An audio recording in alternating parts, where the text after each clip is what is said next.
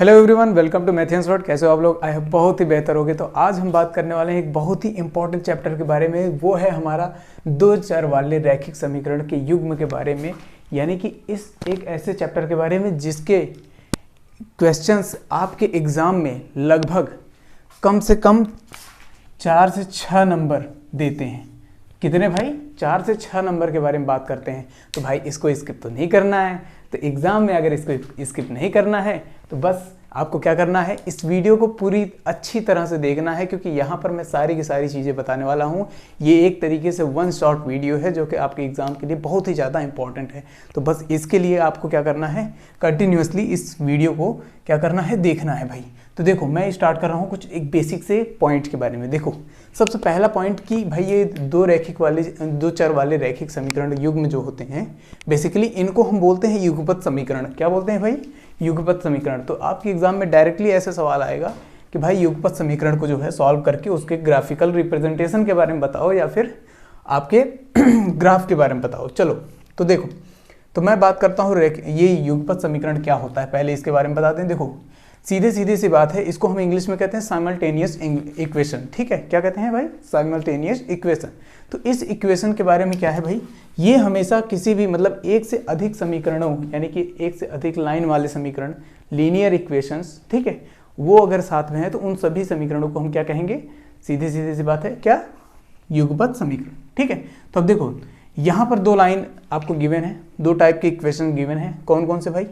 एक पहला L1, जिसको हम मान लेते हैं, हमने कहा A1x plus B1y plus C1 is equal to 0। Second line आपका A2x plus B2y plus C2 is equal to 0।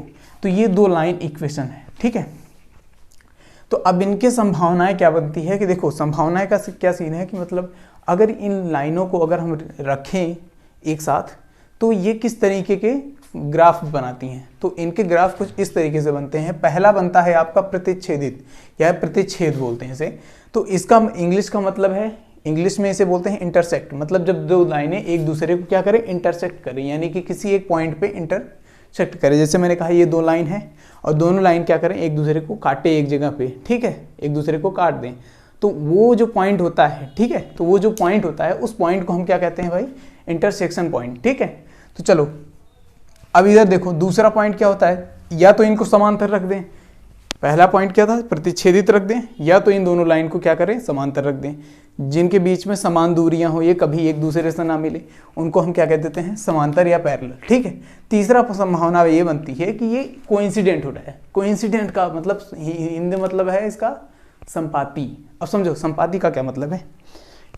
एक लाइन है, उसी के ऊपर एक और लाइन रख दो एकदम सटा के। अब क्या इस अभी इस आगे वाली लाइन की वजह से क्या पीछे वाली लाइन दिख रही है? क्या नहीं दिख रही।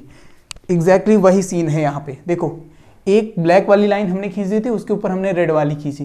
तो देखो यहाँ पर रेड और ब्लैक क्योंकि एकदम एग्जैक्ट पॉइंट पे है नहीं, तो रेड ब्लैक थोड़ा रेड मतलब इस तरीके से दिख रहा है। तो आपको दो लाइन समझ में आ रहा है ना, जिसको हम L1 और L2 दोनों बोल दिए हैं। और यहाँ पर हम इनको क्या बोलते हैं? Coincident lines. यानी कि ये दोनों जब एक दूसरे के ऊपर आती हैं तो इन्हें हम क्या बोलते हैं? कोइंसिडेंट, यानी संपाती, एक दूसरे के ऊपर छिप जाती है। ठीक है, इस तरीके से। तो ये 3 पॉइंट है, ये 3 संभावनाएं हैं जो आपके एग्जाम में बनेंगे। अब इस पे बेस्ड जो है क्वेश्चंस बनेंगे। तो बस इतना याद रखना कि इस क्वेश्चंस को हम किस तरीके से टैकल करना है। 3 टाइप के क्वेश्चंस बनेंगे। पहला ये है कि आपका ग्राफिकल रिप्रेजेंटेशन के बेस पे बनेगा, यानी कि उसमें आपको ये ग्राफ्स बना के दिखाने होंगे। दूसरा आपका बनेगा इसी का मतलब जो अलजेब्रिक कैलकुलेशंस होते हैं, यानी कि जिसे हम बोलते हैं अलजेब्रिक का मतलब होता है बीजगणितीय जो समीकरण होते हैं उनको सॉल्व करके। ठीक है, उनको सॉल्व करके हम बताते हैं। उसके बाद तीसरा आता है जब एक मैथमेटिकल एक्सप्रेशन होता है। मैथमेटिकल मतलब का इसका मतलब ये है कि जब हम इसको मैथ की तरह पूरी तरह सॉल्व करके एक्स वाई का वैल्यू निकालते हैं। बस हमें इतना चाहिए होता है इसमें। ठीक है, तो क्योंकि यहाँ जब दो चर निकालते हैं, उसका वैल्यू निकालते हैं, तो उसे हम मैथमेटिकल एक्सप्रेशन बोल देते हैं, वहाँ पर हम सॉल्व कर देते हैं। ठीक है, तो अब समझो ये 3 टाइप के सवाल बनते हैं और जो कि कम से कम आपको 4 से 6 नंबर देने की औकात रखते हैं। तो इतना याद रखना है, ये तीनों पॉइंट आपको पूरी तरीके से पढ़ के जाना है, समझे? चलिए, तो अब हम बात करते हैं दूसरे पॉइंट पे। दूसरा पॉइंट क्या है सर? देखो, पहली बात तो हम ये संभावना इसलिए आपको पहले बता दिए ताकि ये सारे के सारे पॉइंट हम एक एक करके बात कर सके, ये किस किस कंडीशन में आपकी ये आती हैं। ठीक है, चलो तो अब आगे बात करते हैं। देखो, अब इसके आगे जो है बस इतनी बात रखनी है कि ये जो पॉइंट्स हैं इनको जो हम ये जो लाइंस हैं इनको हम क्या कर सकते हैं, ध्यान से समझना। देखो देखो पहला पॉइंट था क्या था हमारा, जब प्रतिच्छेदित हो यानी प्रतिच्छेद हो।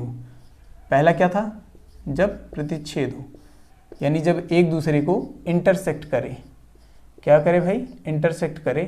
तो ऐसे कंडीशन में हमारा क्या क्या होना चाहिए, मेन पॉइंट ये है, जब ये एक दूसरे को इंटरसेक्ट करते हैं तब वहाँ पर क्या होता है, सर देखो हमने इंटरसेक्ट की बात की है ना, तो इंटरसेक्ट में क्या करता है, ग्राफ कुछ इस तरीके से बनता है। हमने कहा ये हमारा जो है ये हमारा L1 है, ये L2 है, ठीक है, और यहाँ एक P पॉइंट पे इसने इंटरसेक्ट किया। इसका मतलब होता है कि इसका एक सॉल्यूशन बनेगा। कितना भाई, एक सॉल्यूशन। एक सॉल्यूशन का मतलब एक हल। एक हल, जिसका एक हल बने वो क्या होगा, हमारा इंटरसेक्ट कर रहा होगा, समझ रहे हो। तो ये आपको बताना होगा कि वहाँ पर कितने सॉल्यूशंस बन रहे हैं, ठीक है। एक हल बनेगा जिसे हम एक तरीके से बोल देते हैं कभी कभी यूनिक सॉल्यूशन, ठीक है, यूनिक सॉल्यूशन भी बोल देते हैं, ठीक है, यूनिक सॉल्यूशन, ठीक है। या फिर इसको हिंदी में अगर हम बात करें तो अद्वितीय, क्या बोलते हैं भाई, अद्वितीय, अद्वितीय हल, इस तरीके से बात करते हैं। इस पे कितने हल बनते हैं भाई, अद्वितीय हल बोलते हैं यार। एक सॉल्यूशन, एक ही आंसर निकलता है इसका, ठीक है, एक ही सॉल्यूशन बनता है कुल मिला के, मतलब एक आंसर नहीं, एक सॉल्यूशन बनता है, ठीक है। अब दूसरी बात करते हैं। दूसरी हमारी क्या है भाई, दूसरी हमारे जब दोनों लाइन क्या हो, समांतर हो, क्या हो, समांतर हो, ध्यान से समझना, यानी पैरेलल हो। अब पैरेलल का क्या मतलब है सर, जब दोनों लाइनें एक दूसरे को कहीं ना काट रही हो तब इसके सॉल्यूशंस कितने निकल सकते हैं, आपको क्या लगता है कितने निकलेंगे भाई। जब ये दोनों कहीं एक दूसरे को नहीं प्रतिच्छेदित कर रही हैं, कहीं भी एक दूसरे को नहीं काट रही हैं, तो इसका मतलब है कि यहाँ पर नो सॉल्यूशंस, मतलब कोई हल नहीं। इसका क्या मतलब है, इसका मतलब है कोई हल नहीं। इसका क्या मतलब है, कोई हल नहीं। जब कोई हल नहीं होगा तो फिर इसके कुछ कंडीशंस भी होंगे, वो मैं अलजेब्रा की जब आपको क्वेश्चन सॉल्व कराऊंगा वहाँ पर मैं आपको कंडीशन बताऊंगा, सारी की सारी चीज़ें, ठीक है। तो अब देखो, अब तीसरी कंडीशन आती है आपकी। तीसरी कंडीशन क्या आती है सर, तीसरी आती है आपकी जब ये संपाती हो, क्या हो, संपाती हो। सबसे ज़्यादा इंपॉर्टेंट और सबसे ज़्यादा कहानी बनाने वाला यही कहानी है, यही पॉइंट है, संपाती, जिसे हम बोलते हैं कोइंसिडेंट। क्या बोलते हैं भाई, कोइंसिडेंट। सर ये तो समझ में आ रहा है, कोइंसिडेंट, संपाती, एक के ऊपर एक, ठीक है, हम ये मान लेते हैं। चलो हमने कहा एक लाइन है, उसके बाद हमने एक दूसरे पॉइंट कलर से हमने एक और लाइन खींच दी, ये हो गया हमारा। हमने कहा कि चलो L1 है और एक है L2, ठीक है, एक दूसरे के ऊपर है। तो अब सर इसके कितने सॉल्यूशंस होंगे, मेन पॉइंट ये है सर, इसके जानते हो ये हर पॉइंट पे एक दूसरे को टच कर रहे हैं। हर पॉइंट का मतलब कि एक तरीके से मान के चलो कि जैसे एक लाइन है वो कभी अलग हो ही नहीं सकता, यानी कि उसमें पॉइंट अलग करोगे तो कितने पॉइंट, असंख्य, असंख्य मतलब अनंत, अनंत का मतलब सीधे सीधे बोल सकते हैं कि इनफाइनाइट सॉल्यूशन। क्या बोल सकते हैं भाई, इनफाइनाइट सॉल्यूशन, समझ पाए, यानी अनंत हल, अनंत हल।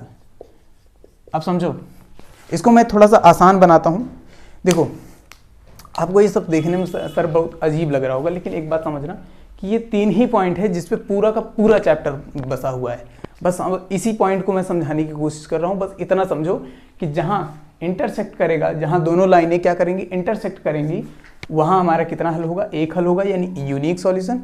और जहाँ पर हमारे ये दोनों लाइनें क्या होंगी, पैरेलल हो जाएंगी, यानी समांतर हो जाएंगी, तो वहाँ पर हमारा क्या हो जाएगा, नो सॉल्यूशन, यानी कोई हल नहीं।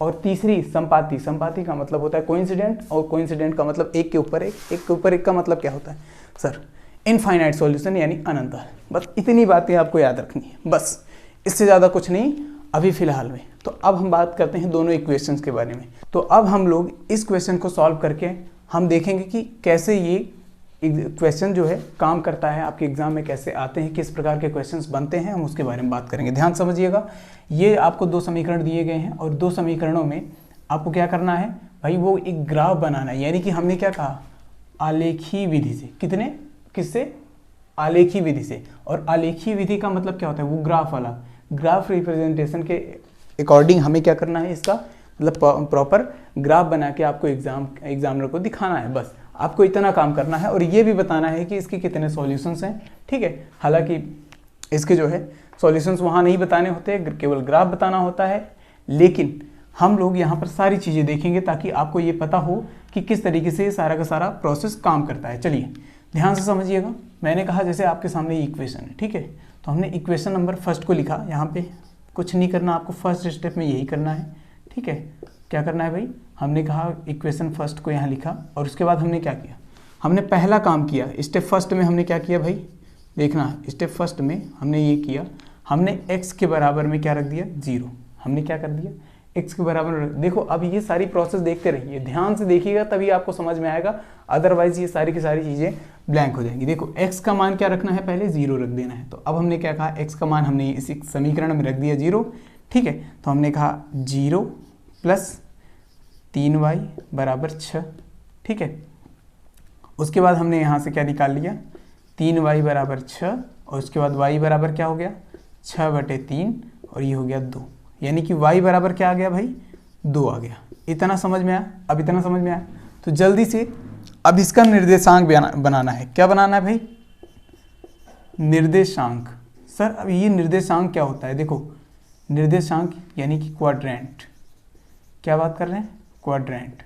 अब क्वाड्रेंट का मतलब ये है, देखो हमने कहा x, y का एक वो बनता है, एक पॉइंट बनते हैं, मतलब कि जिस पॉइंट x का कुछ मान ले लो और y का कुछ मान ले लो, जिस जगह पे ये दोनों मैच करेंगे उस ग्राफ में, वही पॉइंट आपका एक बन जाएगा। इसी से हमारा क्या बनता है, पूरी लाइन बनती है, ठीक है। तो लाइन कभी भी एक पॉइंट से तो बनेगा नहीं, 2 पॉइंट लेना पड़ेगा। उसके लिए पहला पॉइंट यहाँ पर हमारा बन जाता है, ठीक है। तो जब हमने x का मान क्या रखा, यहाँ पे पहला निर्देशांक बन गया हमारा क्या, कि हमने x का मान क्या रख दिया यहाँ पे 0, तो हमने x की जगह पे क्या रख दिया, 0। दूसरी चीज़ y की जगह पे हमने क्या रख दिया, y का वैल्यू क्या आ गया, तब हमारा 2 आ गया, ठीक है। अब ध्यान से समझना। अब उसके बाद हम करते हैं स्टेप नंबर सेकेंड। क्या करते हैं भाई, स्टेप नंबर सेकेंड। अब स्टेप नंबर सेकेंड में क्या कहते हैं, हमने कहा y बराबर हमने क्या रख दिया, 0। स्टेप नंबर सेकेंड में हमारा क्या बन गया, y बराबर 0। तो अब यहाँ से इसी समीकरण में हमें क्या करना है, फिर से y बराबर 0 रखना है। तो हमने कहा x + 3 × 0 = 6, ठीक है। तो यहाँ पर हमारा ये हो जाएगा 0, तो इधर x के बराबर क्या आ जाएगा भाई, 6। अब ध्यान से समझना, जो हमारा ये दूसरा निर्देशांक बना, एक समीकरण से 2 निर्देशांक बनेंगे, अगर दोनों को मिला दिया जाए तो मतलब एक समीकरण से 2 निर्देशांक, इसका भी 2 निर्देशांक, दोनों मिला के 4 निर्देशांक बनेंगे, जिससे हमारे क्या बनेंगे, 4 निर्देशांक से हमारा 2 पॉइंट मतलब 4 पॉइंट क्रिएट होगा, ठीक है। कितने, 4 पॉइंट क्रिएट होगा, जिसकी वजह से हम क्या बनाएंगे, एक पूरी दो लाइन बना देंगे, ठीक है। तो बस वही करना है। तो देखो y के बराबर में क्या रखा भाई, 0 रख दिया। तो x का वैल्यू क्या, सॉरी y के बराबर में क्या रखा हमने, 0 रख दिया। तो x के बराबर में क्या आ गया, 6। तो ये हो गया, दो निर्देशांक बन के आ गए, ठीक है। इसी प्रकार से हम दूसरे वाले समीकरण को भी सॉल्व करेंगे। तो देखा, हमें केवल इसकी ज़रूरत है, ठीक है। आप इसको सॉल्व कर लें, फिर उसके बाद अब देखो यहाँ पर हम इस समीकरण की बात करते हैं, ठीक है। तो देखो ये हो गया हमारा का 2x - 3y = 12, यहाँ ले लिया। वही फिर अब फर्स्ट सेकेंड की तरह यहाँ पर भी वही स्टेप नंबर 3, ठीक है। स्टेप नंबर 3 में हमने क्या किया, x बराबर क्या रख दिया, 0 रख दिया, ठीक है। तो यहाँ से हमारा क्या आ जाएगा, 2 × x - 3y = 12। तो हमने यहाँ से क्या ले लिया भाई, 3 - 3y = 12, क्योंकि ये तो वैल्यू 0 हो गया। तो अब क्या होगा हमारा, y बराबर ये हो गया 12 अपॉन ये जो -3 था वो इस तरफ जाएगा, बिल्कुल। तो ये आ जाएगा -4। तो अब देखो y का वैल्यू क्या आ गया भाई, -4। अब y का वैल्यू अगर -4 आ गया, सॉरी, तो यहाँ पर जो हमारा तीसरा निर्देशांक क्या बना हमारे पास, हमने कहा x की जगह पे 0 रख दिया था, तो हमारा क्या निकल के आ गया, y बराबर -4, ठीक है। तो अब हमारा जो स्टेप 4 आ गया, क्या आ गया भाई, स्टेप 4 में हमने क्या रख दिया भाई, y बराबर 0 रख दिया। अब y बराबर 0 रखने के बाद क्या हमारा आ जाता है, हमने कहा 2x - 3 × 0 = 12। तो हमने कहा 2x बराबर 12 और x बराबर क्या आ गया, 6, बिल्कुल। तो x बराबर 6 आ गया। तो हमारा ये चौथा निर्देशांक यहाँ क्या बन के आ गया भाई, बहुत आसान सा था, ठीक है। चौथा क्या आ गया भाई, 0, ये हमारा क्या आ गया, 6, 0, एकदम एग्जैक्ट। चलो, तो यहाँ तक सारी बातें क्लियर हो गई। अब ये 4 स्टेप हमारा कंप्लीट हो गया। अब इस 4 स्टेप के बाद अब हमारा जो है ग्राफ बनना स्टार्ट होगा। ठीक है, तो इस ग्राफ को बनाने के लिए आपको क्या करना होगा, मुझे थोड़ी जगह की ज़रूरत है बस, इससे ज़्यादा कोई नहीं, तो आप इसको छाप लीजिए जो भी होगा। ठीक है, अब देखो, अब मैं इसके आगे जो है मुझे केवल अब निर्देशांक की ज़रूरत है। कब किसकी ज़रूरत है भाई, केवल निर्देशांक की। ठीक है, तो हम एक काम करते हैं, तो हमने जो है किधर बना लिया, हमने कहा चलो एक काम करते हैं, इसको साइड में लगा देते हैं, सारे के सारे वैल्यू जो है एक साइड में लगा देते हैं। हमने कहा x ऐसे रख लेते हैं। ये जो ग्राफ आप लोगों ने देखा होगा बुक में, हमेशा देखते होगे, अगर देखे होगे, नहीं तो आप कभी कोई चीज़ लेंगे तो वहाँ पर देखेंगे। ठीक है, देखो ये वही वैल्यूज़ हैं जो यहाँ पर ऐसे ग्राफ में बना हुआ दिखता है। ठीक है, तो ऐसे ग्राफ बनाना है आपको एग्जाम में, इस तरीके से नहीं लिखना है आपको, इस तरीके से बना के आपको दिखाना है। अब देखिए इसमें क्या होता है, x का वैल्यू पहली बार में क्या था, 0 था, यहाँ पर 6 था, फिर यहाँ पर 0 था, फिर यहाँ पर 6 था। ठीक है, तो अब यहाँ पर हमारा क्या हो गया, 2 0, तो 0 ये हो गया क्या, 0 भाई। ठीक, ये हो गया -4 और ये हो गया 0, तो ये हमारी सारी चीज़ें आ गई हैं। ठीक है, तो अब हम बात करते हैं आगे। अब निर्देशांक के बारे में हमें पता चल गया है, तो अब हम बात करते हैं सर ग्राफ कैसे बनाना है। देखो, तो ग्राफ में मेनली क्या होता है, ग्राफ में मेनली x एक्सिस होती है और y एक्सिस होती है, यानी कि x अक्ष होता है। ठीक है, और ये हो गया y अक्ष। ठीक, इसे हम बोलते हैं एक्सिस। क्या बोलते हैं भाई, एक्सिस बोलते हैं अक्ष को। ठीक है, तो अब आपको क्या करना है, ध्यान से समझिएगा। अब इस जो निर्देशांक आपको यहाँ पर दिए गए हैं, जो कोऑर्डिनेट आपको मिला है यहाँ पे x y का मान, बस उसी को अब धीरे धीरे फॉलो करते चलना है। मैं आपको बता दे रहा हूँ कि किधर पॉजिटिव होता है किधर निगेटिव होता है। देखो हमने x एक्सिस की बात की, तो यहाँ पर हमारा इस साइड में यानी दाहिने साइड में हमारा क्या होता है, पॉजिटिव होता है, और बाएं साइड में क्या होता है, निगेटिव होता है। सारे वैल्यू जो निगेटिव वाले आते हैं वो बाएं साइड में आते हैं। अब देखो इधर आता है, इधर हमारा ऊपर पॉजिटिव आता है। ठीक है, y एक्सिस पे, और निगेटिव नीचे वाले में आता है यानी डाउन साइड में। ठीक है, तो अब क्या करना है, आपको फिगर बनाना है। फिगर में आपको क्या करना है, फिगर बनाने के लिए आपको क्या करना है भाई, 4 पॉइंट चाहिए, और 4 पॉइंट कुछ इस तरीके से निकलेंगे। देखो पहला चीज़ तो x की जगह पे 0, हमने कहा ये जो पॉइंट है ना, जहाँ ये मिलते हैं, इनको हम बोलते हैं मूल बिंदु, जहाँ 0,0 का वो रहता है। ठीक है, तो इसे हम क्या बोल देंगे भाई, मूल बिंदु। क्या भाई, क्या बोलेंगे, मूल बिंदु। अगर इंग्लिश में बोले तो इसे ओरिजिन पॉइंट बोलते हैं। क्या बोलते हैं, ओरिजिन पॉइंट। इसका मतलब क्या होता है, इसका मतलब ये होता है कि ये जहाँ से शुरुआत होती है इन सब चीज़ों की। ठीक है, तो अब ओरिजिन पॉइंट से हम लोग चालू करेंगे। तो भाई ये देखो यहाँ पर 0 है, तो यहाँ पर भी 0 है, तो अब जहाँ पर x का मान 0 है तो वहाँ x लाइन पे कहीं भी नहीं जाना है आपको। ठीक है, कहीं भी नहीं जाना है। तो अब कहाँ जाना है भाई, y पे कितना जाना है, y पे 2 जाना है। केवल हम इस ब्लॉक की बात कर रहे हैं, इस ब्लॉक की, किस ब्लॉक की, केवल इस ब्लॉक की हम बात कर रहे हैं अभी। ठीक है, तो ध्यान समझना, हमने कहा 0,2, 0,2, ध्यान समझना। अगर हमने कहा 0 यहाँ, तो 0,2 मैंने कहा 1 यहाँ मान लिया और 2 यहाँ पे मान लिया, मैंने कहा 0,2 यहाँ पर आ गए बिल्कुल, तो हमने कहा 0,2। समझ में आ गया, बस इसी तरीके से आपको करना है। +2 था इसलिए हमने ऊपर गए, अगर -2 होता तो नीचे जाते, बस इतना समझना। ठीक है, अब देखो, अब दूसरी बात क्या कह रहा है, 6,0, 6,0 हमने कहा x एक्सिस पे कितना है, 6 है। हमने कहा यहाँ से 1 2 3 4 5 6 हमने यहाँ ले लिया। ठीक है, तो हमने कहा 6,0, क्योंकि ये y एक्सिस पे कहीं है क्या, नहीं है, x y की वैल्यू क्या है, 0 है, तो इस वजह से केवल इसी लाइन पे जाएगा, इसी लाइन पे हमारा पॉइंट बनेगा। तो हमारी 2 पॉइंट बन गई बिल्कुल। तो अगर 2 पॉइंट बन गई तो अब हमें क्या करना है, इसे मिला देना है। ध्यान से समझना, सारी बातें आपको समझ में आ जाएंगी। ठीक है, तो जिस पॉइंट को आपने मिलाया, ध्यान समझना, जिस पॉइंट को मिलाया उस पॉइंट का आपको जो है इक्वेशन लिख देना है। ठीक है, तो हमने यहाँ लिख दिया, हमने लिखा कहाँ भाई, ये हमारा पहला इक्वेशन था, हमने कहा x + 3y = 6। इस इक्वेशन का जो है ये पूरी लाइन बन गई। ठीक है, अब दूसरे इक्वेशन की बात करते हैं। दूसरे इक्वेशन में हमारा क्या है, 0 और -4 है। तो हमने कहा भाई पहला पॉइंट x की वैल्यू कितनी थी, 0 और -4, 1 2 3 4, मैंने कहा चौथा पॉइंट वहाँ पर आ गया। तो हमने लिख दिया यहाँ पे का 0, -4। यहाँ इस तरीके से आपको बनाना है, ठीक है। तो मैं इस मूल बिंदु को हटा दे रहा हूँ ताकि आपको अजीब ना लगे, ठीक है। बस इतना याद रखना कि ये मूल बिंदु है, ठीक है, ओरिजिन पॉइंट जिसे हम लोग बोलते हैं। अब देखो ये हो गया हमारा। अब दूसरी बात, यहाँ 6, 0 है। क्या है भाई? 6, 0। तो हमने क्या कहा, अगर 6, 0 है तो हमने कहा एक्स एक्सिस पे कितना जाना चाहिए? 6, बिल्कुल यहाँ पर, ठीक है। 6, 0 सेम वही जो ग्राफ यहाँ पर था वही ग्राफ यहाँ पर भी। तो हमने कहा यही एक पॉइंट बनेगा, ठीक है। तो दोनों पॉइंट, ठीक है, एक जगह पे क्या होते हैं भाई? मर्ज हो जाते हैं। तो हमने क्या कहा, ये हो गए हमारे दोनों लाइन। अब इसका जो इक्वेशन था वो हमें लिख देना है। हमने कहा 2x - 3y = 12। तो ये हो गया दोनों लाइनें के ग्राफ। अब इस तरीके से अगर आपका ग्राफ बनेगा तो सोचो क्या होगा?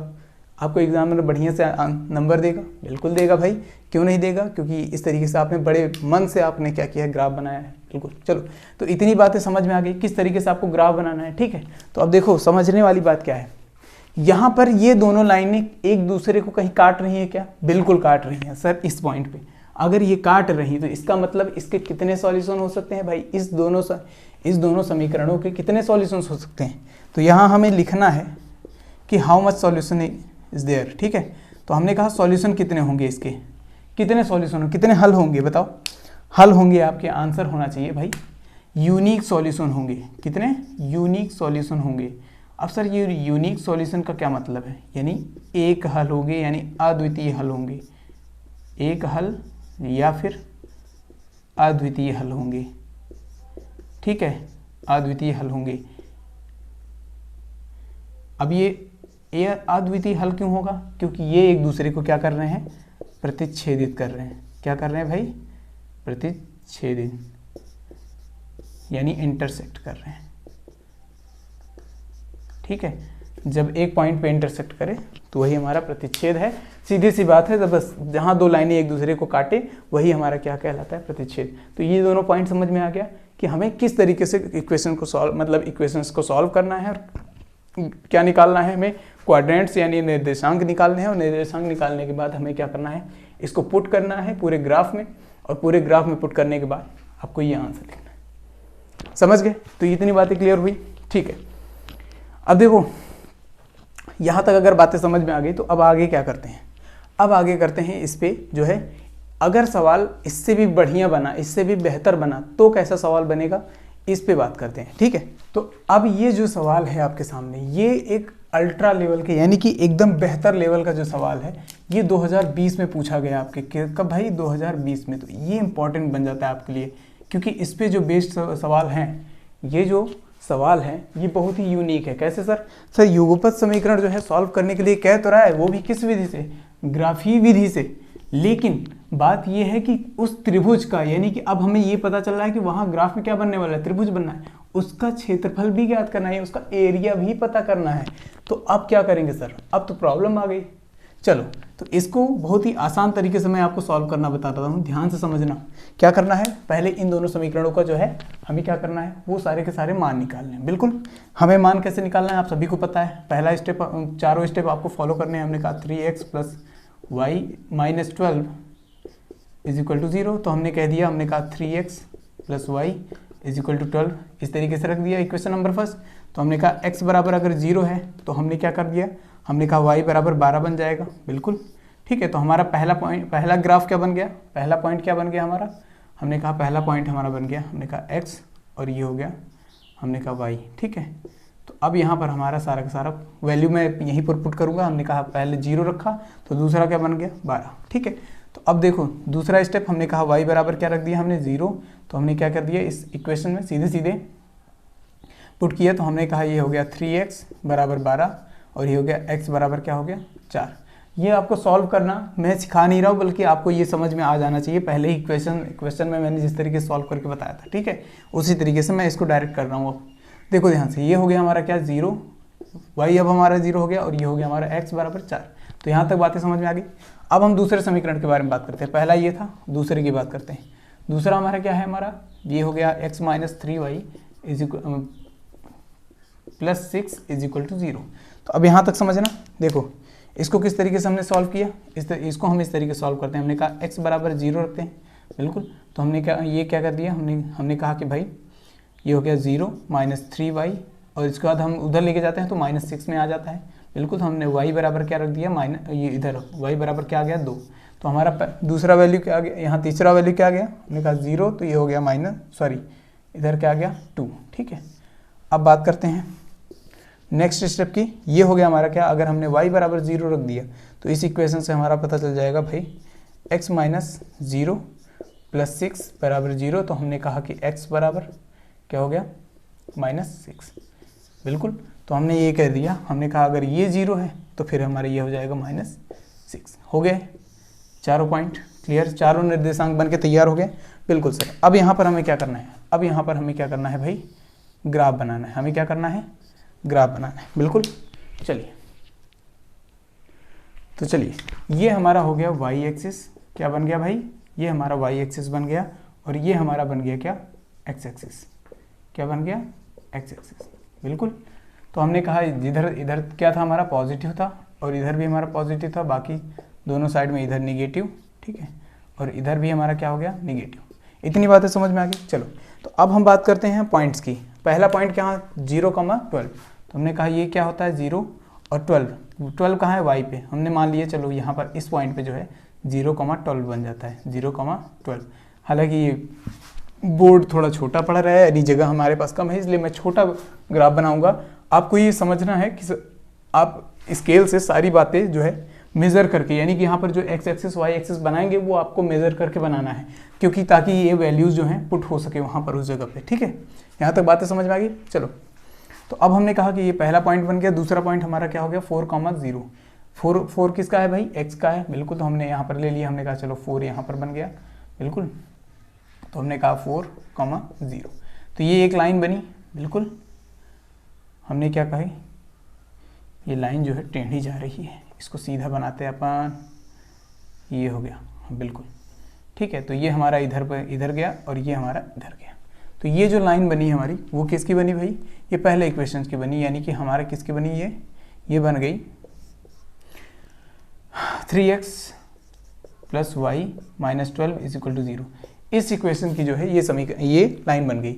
अब दूसरी लाइन किसकी बनेगी भाई, देखो ध्यान से। इधर हमने कहा इसका बात करते हैं 0,2 की। हमने कहा 0 यहाँ पे, और ये आ गया 2। हमने कहा इस पॉइंट पे जो है हमने यहाँ पे 12, अगर इतना ऊपर है तो 2 यहीं पर करते हैं। हमने कहा चलो 0,2, ठीक है। तो अब हमने क्या कर दिया, हमने बनाया, चलो ठीक है, हमने कहा क्या है 0,2। अब इधर 0,-6, 0,-6, तो 0 किसका था भाई, y का था। तो हमने कहा अब -6 किधर जाना है, इधर जाना है। तो हमने कहा इधर मान लो -6 यहाँ पे है, तो हमने कहा 0,-6। अब ये दोनों लाइनें आ गई भाई, तो अब इन दोनों को भी मिलाना है, बिल्कुल। तो अब ये लाइन जाती है इधर, ठीक है, और ये इधर, ठीक है। तो अब ये जो लाइन है वो किसके लिए बनी भाई, ये दूसरे वाले इक्वेशन के लिए बनी। हमने कहा x minus 3y plus 6 is equal to 0, दूसरा इक्वेशन लिख दिया हमने, बिल्कुल। अब समझो, ये दोनों जो लाइनें हैं, ये दोनों जो लाइनें हैं, ठीक है, ध्यान समझना। अब ये जो लाइन है, ये और ये इधर देखो, इधर ये वाली और ये वाली, और यहाँ से यहाँ तक पूरी बातें क्या बना रही है, क्या बना रही है, ट्रायंगल बना रही है, बिल्कुल बना रही है। क्योंकि यहाँ पर ये वाला देख रहे हो ध्यान से, मैंने कहा यहाँ से यहाँ तक, ये यहाँ से यहाँ तक, ठीक है, और यहाँ से यहाँ तक ये हमारा, मैंने कहा इस पॉइंट को मैंने कह दिया चलो P, इस पॉइंट को मैंने कहा Q, और इस पॉइंट को मैंने कह दिया R। तो ये तीनों पॉइंट मिलके हमारा क्या बना रही है, ट्रायंगल बना रही है। अब इस ट्रायंगल का जो है हमें एरिया चाहिए। अब मेन पॉइंट आता है हमारा क्या, एरिया का। अब हमें एरिया फाइंड आउट करना, यानी कि क्षेत्रफल बताना है किसका भाई, त्रिभुज का क्षेत्रफल बताना है। अब ये त्रिभुज देखो PQR हमारा त्रिभुज है, बिल्कुल। तो अब इसका एरिया क्या होता है, एरिया का फॉर्मूला आपको पता होना चाहिए, मेन पॉइंट, ठीक है। तो वो होता है हाफ इंटू, मतलब 1/2 गुणे ऊंचाई गुणे आधार, या फिर आधार गुणे ऊंचाई, ठीक है, आधार गुणे ऊंचाई, बेस इंटू हाइट। यहाँ तक समझ में आ गया। तो अब सर यहाँ पर बेस तो समझ में आ रहा है कि ये वाला बेस है, बिल्कुल ये वाला बेस है, लेकिन हाइट का कुछ समझ में नहीं आ रहा है। लेकिन सर ध्यान से समझना आप लोग, क्या ये पॉइंट समझ में आ रहा है? इधर देखना, ये क्या है हमारा, ये यहाँ से यहाँ तक कितनी दूरी है भाई, यहाँ से यहाँ तक है 4, और यहाँ से यहाँ तक कितनी है भाई, ये है 6। तो 4 6 मिला के कितने हो जाते हैं टोटल 10। तो आधार तो हमें समझ में आ गया 10 है, बिल्कुल, और 1/2 रख दिया हमने, बिल्कुल। अब समझो, अब ये हाइट की बात कर रहे हैं, हाइट की बात कर रहे हैं, ये नीचे से ऊपर कितना गया है ये डिपेंड करता है, बिल्कुल। सर कैसे? इधर समझो ध्यान से, हमने कहा यहाँ से यहाँ तक की दूरी, यहाँ से यहाँ तक की दूरी कितनी होगी? आपको क्या लगता है? यहाँ से यहाँ तक 2 है तो हमने 1 मान लिया, 3 नहीं। ऐसे ही आप कैसे पता कर सकते हो, कैसे पता कर सकते हो कि यहाँ 3 आएगा? ये बात आपको पता होनी चाहिए, बिल्कुल। तो अगर ये बात आपको पता होनी चाहिए तो ध्यान समझना, यहाँ पर जो लाइनें हैं वो खींची रहेंगी, यहाँ पर वो लाइनें खींची रहेंगी। तो सीधे सीधी सी बात है, अगर मैंने 1 यहाँ पर माना, 2 यहाँ पर, तो तीसरा यहाँ पे होगा, बिल्कुल। इसी हिसाब से आप जो है स्केल से मेजर करके आप काम कर सकते हो यहाँ पे, ठीक है। स्केल से मेजर कर लेंगे तो यहाँ इसका वैल्यू जो आएगा वो आएगा 3, ठीक है। तो हमने कहा ये हो गया हमारा 3, ठीक है। अब यहाँ समझना, अब हमने इसको काट दिया, ये हो गया 5, और ये टोटल आ गया कितना 15। अगर सेंटीमीटर में होगा तो फिर सेंटीमीटर स्क्वायर, ये हो गया हमारा आंसर। तो इतनी बातें समझ में आ रही हैं आपको? ये सारी की सारी जो क्वेश्चंस हैं, ये जो इंपॉर्टेंट पॉइंट्स हैं, मैं इसीलिए आपको बता रहा हूँ ताकि ये सारे के सारे क्वेश्चंस अगर आपके एग्जाम में आ जाते हैं, हाँ ये तो गारंटी है कि इस चैप्टर से आने वाला है, लेकिन ये कहाँ से आएगा इसकी कोई गारंटी नहीं है। तो इसीलिए मैं वो सारे के सारे पॉइंट्स कवर करूंगा जो कि आपके एग्जाम के लिए बहुत ही ज़्यादा रिलेवेंट है और बहुत ही ज़्यादा इंपॉर्टेंट है। तो बस आपको क्या करना है, इस चैनल पे लगातार बने रहना है। जो नए हैं भाई उसको वो लोग सब्सक्राइब मारो, और लाइक शेयर सब्सक्राइब मतलब दबा के करो, जो भी करना है, समझ रहे हो। हम बात करें जैसे आपके सामने ये समीकरण है, ठीक है। तो अब इसमें 2 प्रकार के पॉइंट बन सकते हैं, एक तो संगत और एक असंगत। जैसे मैंने कहा था आप लोगों को कि उसमें 3 संभावनाएं बन सकती हैं, ठीक है। इन दोनों समीकरणों से 3 संभावनाएं बन सकती हैं। पहली चीज़ तो अगर वो लाइनें एक दूसरे को प्रतिच्छेदित कर रही हैं, या ठीक है, यानी कि उनके कितने कौन से सॉल्यूशन हो जाएंगे, अद्वितीय सॉल्यूशंस हो जाएंगे, यानी यूनिक सॉल्यूशन, ठीक है। तो वहीं पर दूसरी पॉइंट क्या थी हमारी कि दूसरा संभावना ये है कि अगर वो दोनों क्या हो जाएं, संपाती हो जाए, तो उसके कितने हल बनेंगे भाई, अनंत हल बनेंगे, बिल्कुल। और वही चीज़ क्या कहते हैं, तीसरी बात, जब अगर वो दोनों लाइन क्या हो जाए, पैरेलल हो जाएं, तो हमारे क्या बन जाएंगे भाई, असंगत। यानी कि असंगत का मतलब जिसके कोई हल ना हो। तो बस यही बात जो है मैथमेटिकल रिप्रेजेंटेशन के अकॉर्डिंग जो है हम लोग फिर से समझने वाले हैं, वही सारी बात। हाँ बस ये है कि इसमें क्वेश्चन को सॉल्व करने का तरीका बदल गया है, बस ये बात आप लोगों को समझनी है, ठीक है। तो देखो ये मैं फ्लो चार्ट इसलिए बनाया ताकि आप लोगों को जो है पता चल जाए, ये सारे के सारे फॉर्मूले हैं, ठीक है। इस तरीके से आपको रखना है। देखो संगत होंगे, देखो 2 समीकरण है, 2 समीकरण को हल करने के बाद यानी उसमें क्या क्या निकालना है, पहली बात ये समझ लें, उसमें क्या क्या निकालना है। पहला चीज़ तो निकालना है A1 A2 B1 B2, ठीक है, और C1 C2। ये तीनों ये जो है ना, ये 6 आपको निकालने हैं। और ये है क्या, बेसिकली ये समीकरण के जो है गुणांक हैं। क्या है जी, गुणांक है, गुणांक यानी कोएफिशिएंट, ठीक है, कोएफिशिएंट यही हैं आपके। और इन्हीं को निकाल के आपको क्या करना है, इनके अनुपात निकालने हैं। अनुपात निकालने के बाद यानी उनका जो मतलब बटे में रख के एक दूसरे के, उसके बाद बस ये देखना है कि वो तीनों बराबर हैं। और अगर बराबर हैं उनका रेशियो, मतलब अनुपात जब निकालोगे तो उनका रेशियो अगर बराबर आएगा तो क्या उसके कितने हल होंगे, अनंत हल हो जाएंगे। अगर वो उसमें से पहला यानी A1/A2 और B1/B2 अगर बराबर नहीं है तो ये क्या हो जाएगा, अद्वितीय हल। और जब तीनों में से पहले दूसरे तो बराबर हों, यानी A1/A2 और B1/B2 बराबर हों, लेकिन जब तीसरा यानी B1/B2 और C1/C2 नॉट इक्वल टू, यहाँ पर बीच में नॉट इक्वल का साइन लगा हो, तो इसका मतलब है यानी कि 2 बराबर हो, तीसरा बराबर ना हो, बस इतना समझ लेना। और उसमें भी कौन सा, B1/B2 और C1/C2 अगर बराबर ना हो तो क्या हो जाएंगे भाई, अनंत हल। मतलब अनंत कोई हल नहीं होगा। क्या हो जाएगा, इसका कोई हल नहीं होगा, और ये असंगत हो जाएंगे, ठीक है। और संगत में ये दोनों कहानी। तो बस यही पॉइंट आपको जो है समझाना था मुझे। तो बस इतना समझो कि ये फॉर्मूले आपको जो है आपके सामने है। अब इस पे बेस्ड जो क्वेश्चंस आएंगे आपके एग्जाम में उसके बारे में बात करें, वो बहुत ही ज़्यादा महत्वपूर्ण है, बस इतना याद रखना। तो देखो हम यहाँ पर 2 क्वेश्चन के बारे में बात कर रहे हैं, और ये दोनों क्वेश्चन बहुत ही ज़्यादा इंपॉर्टेंट है, क्योंकि पहला और दूसरा दोनों क्वेश्चन जो है 2019 में आपके जो है पूछे गए हैं। कि कब भाई, 2019 में।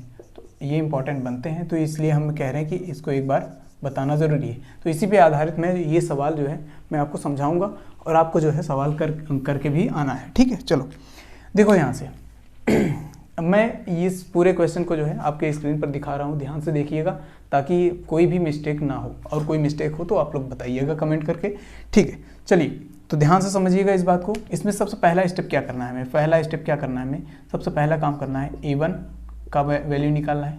सर इसमें भी आपको नहीं समझ में आ रहा है, चलो कोई बात नहीं, मैं एक काम करता हूँ, इसको और भी आसान तरीके से मैं समझाने की कोशिश करता हूँ।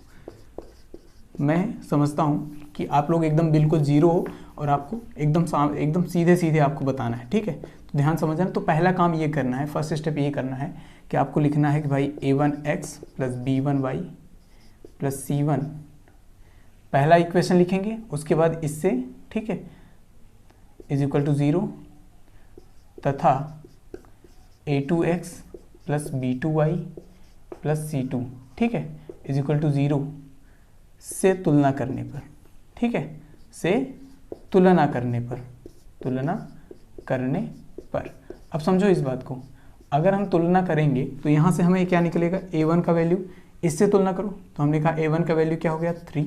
देखो मैं इसको आपको इंडिकेट कर दे रहा हूँ, A1 का मतलब 3, ठीक है, B1 का मतलब 2 और C1 का मतलब इधर आया ना, इधर आने के बाद क्या हो जाता है, C1 अगर इधर से इधर आ जाए तो माइनस में आ जाएगा। तो यहाँ पर हम क्या रखेंगे भाई, सीधे सीधे -5 रख देंगे। क्यों? क्योंकि अगर हम इसको इधर लेके आएंगे तो भी -5 रहेगा, ठीक है। तो इससे अच्छा है कि डायरेक्ट मैं ऐसे रख दूँ, या फिर आपको सीधे सीधे मैं बता दे रहा हूँ, अगर बराबर के इस साइड में आएगा तो यहाँ पर क्या लगेगा, माइनस आएगा और बराबर 0, इस तरीके से आएगा, बिल्कुल इक्वेशन नंबर फर्स्ट। तो इस तरीके से आपको रखना है, ठीक है।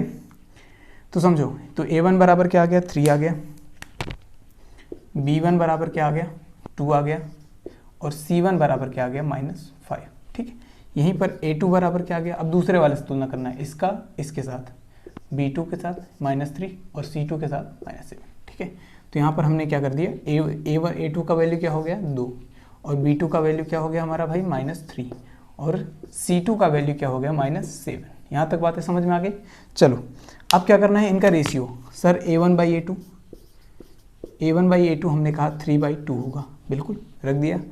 B1/B2 इज इक्वल टू 2/-3 हो गया, बिल्कुल।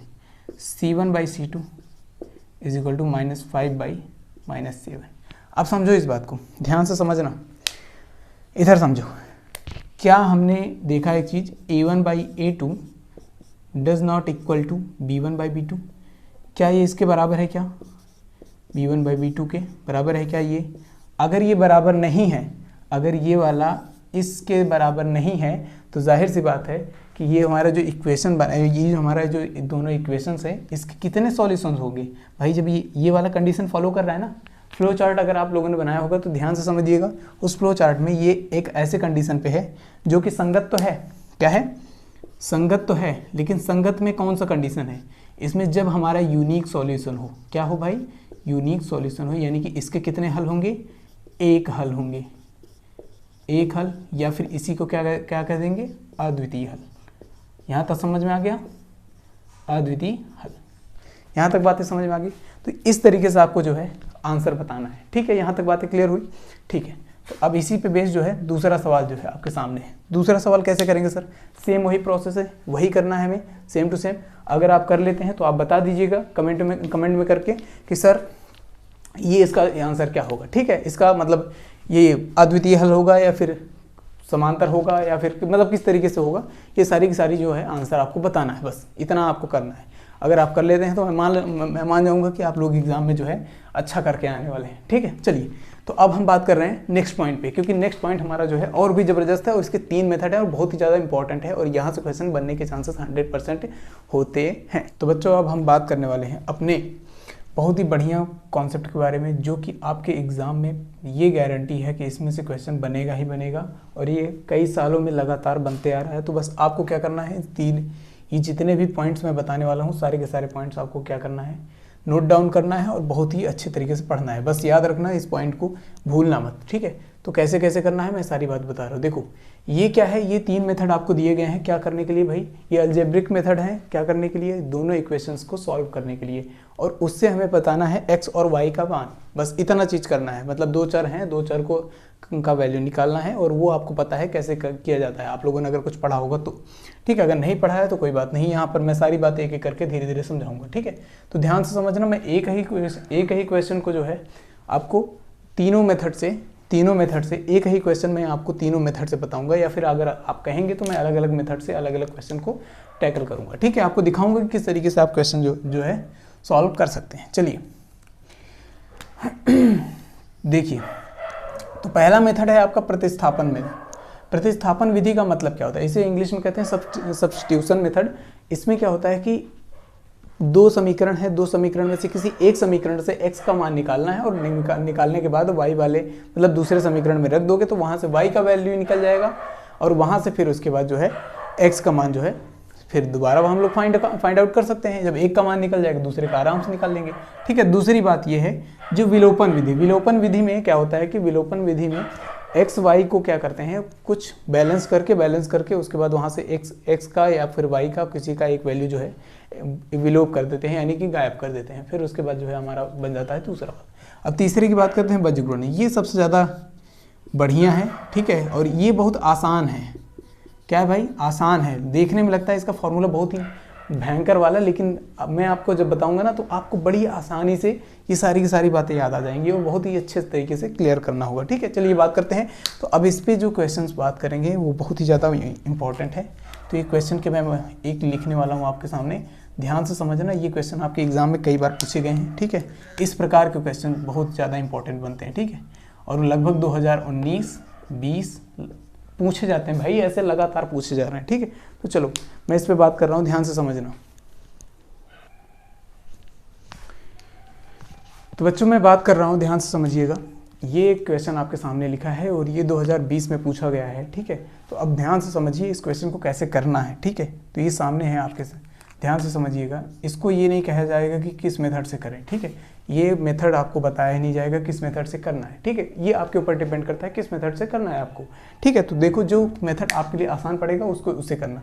लेकिन मैं आपको क्या करता हूँ, सबसे पहले बताऊँगा। फिलहाल मैं इसको थोड़ा सा आसान इक्वेशन में कन्वर्ट कर दूँ। पहला चीज़ तो आपको पहला स्टेप यही होगा कि जब आप क्वेश्चन इस तरीके से देखेंगे तो इस क्वेश्चन को क्या होगा, आसान भाषा में, मतलब एक सीधी लाइन में आपको कन्वर्ट करना होगा। तो उसके लिए क्या करना पड़ता है, हमने मान लिया, जैसे मैं यहाँ पर हमने देखा x-1 यहाँ पर भी है, x-1 यहाँ पे y-2। तो हम एक काम करते हैं, हमने कहा कि 1/x-1 इज इक्वल टू हम मान लेते हैं a। ठीक है, और 1/y-2 इज इक्वल टू मान लेते हैं b। यहाँ तक बातें समझ में आ गई। चलिए, तो अगर इतनी बातें क्लियर हो गई तो अब आप क्या करते हैं भाई, अब यहाँ से हमने कहा 1/x-1 की जगह पे हमने a रख दिया, तो अब हमारा क्या निकला, प्लस ये हो गया हमारा ये हो गया b इज इक्वल टू 2। ये हमारा इक्वेशन नंबर फर्स्ट हो गया। और यहीं पर हमारा क्या बन गया, ये हमारा 6a minus 3b is equal to 1। ये हो गया सेकेंड इक्वेशन। यहाँ तक बातें क्लियर हुई। अब जब यहाँ तक बातें क्लियर होगी तो अब आपको क्या करना है, ध्यान से समझना। मैं एक काम करता हूँ, इसको इसके नीचे लगता हूँ। देखो अब ये इक्वेशन जो आपके सामने है, इस इक्वेशन को तीनों मेथड से आप सॉल्व कर सकते हो। तीनों मेथड से आप सॉल्व कर सकते हो। बस आपको ये याद रखना है कि कैसे करना है। ठीक है, तो मैं एक बता दे रहा हूँ आपको। पहले सबसे पहला मेथड बता रहा हूँ, क्या, प्रतिस्थापन विधि यानी सब्स्टिट्यूशन मेथड। अब देखो प्रतिस्थापन विधि के अकॉर्डिंग हम कैसे करते हैं इस क्वेश्चन को सॉल्व।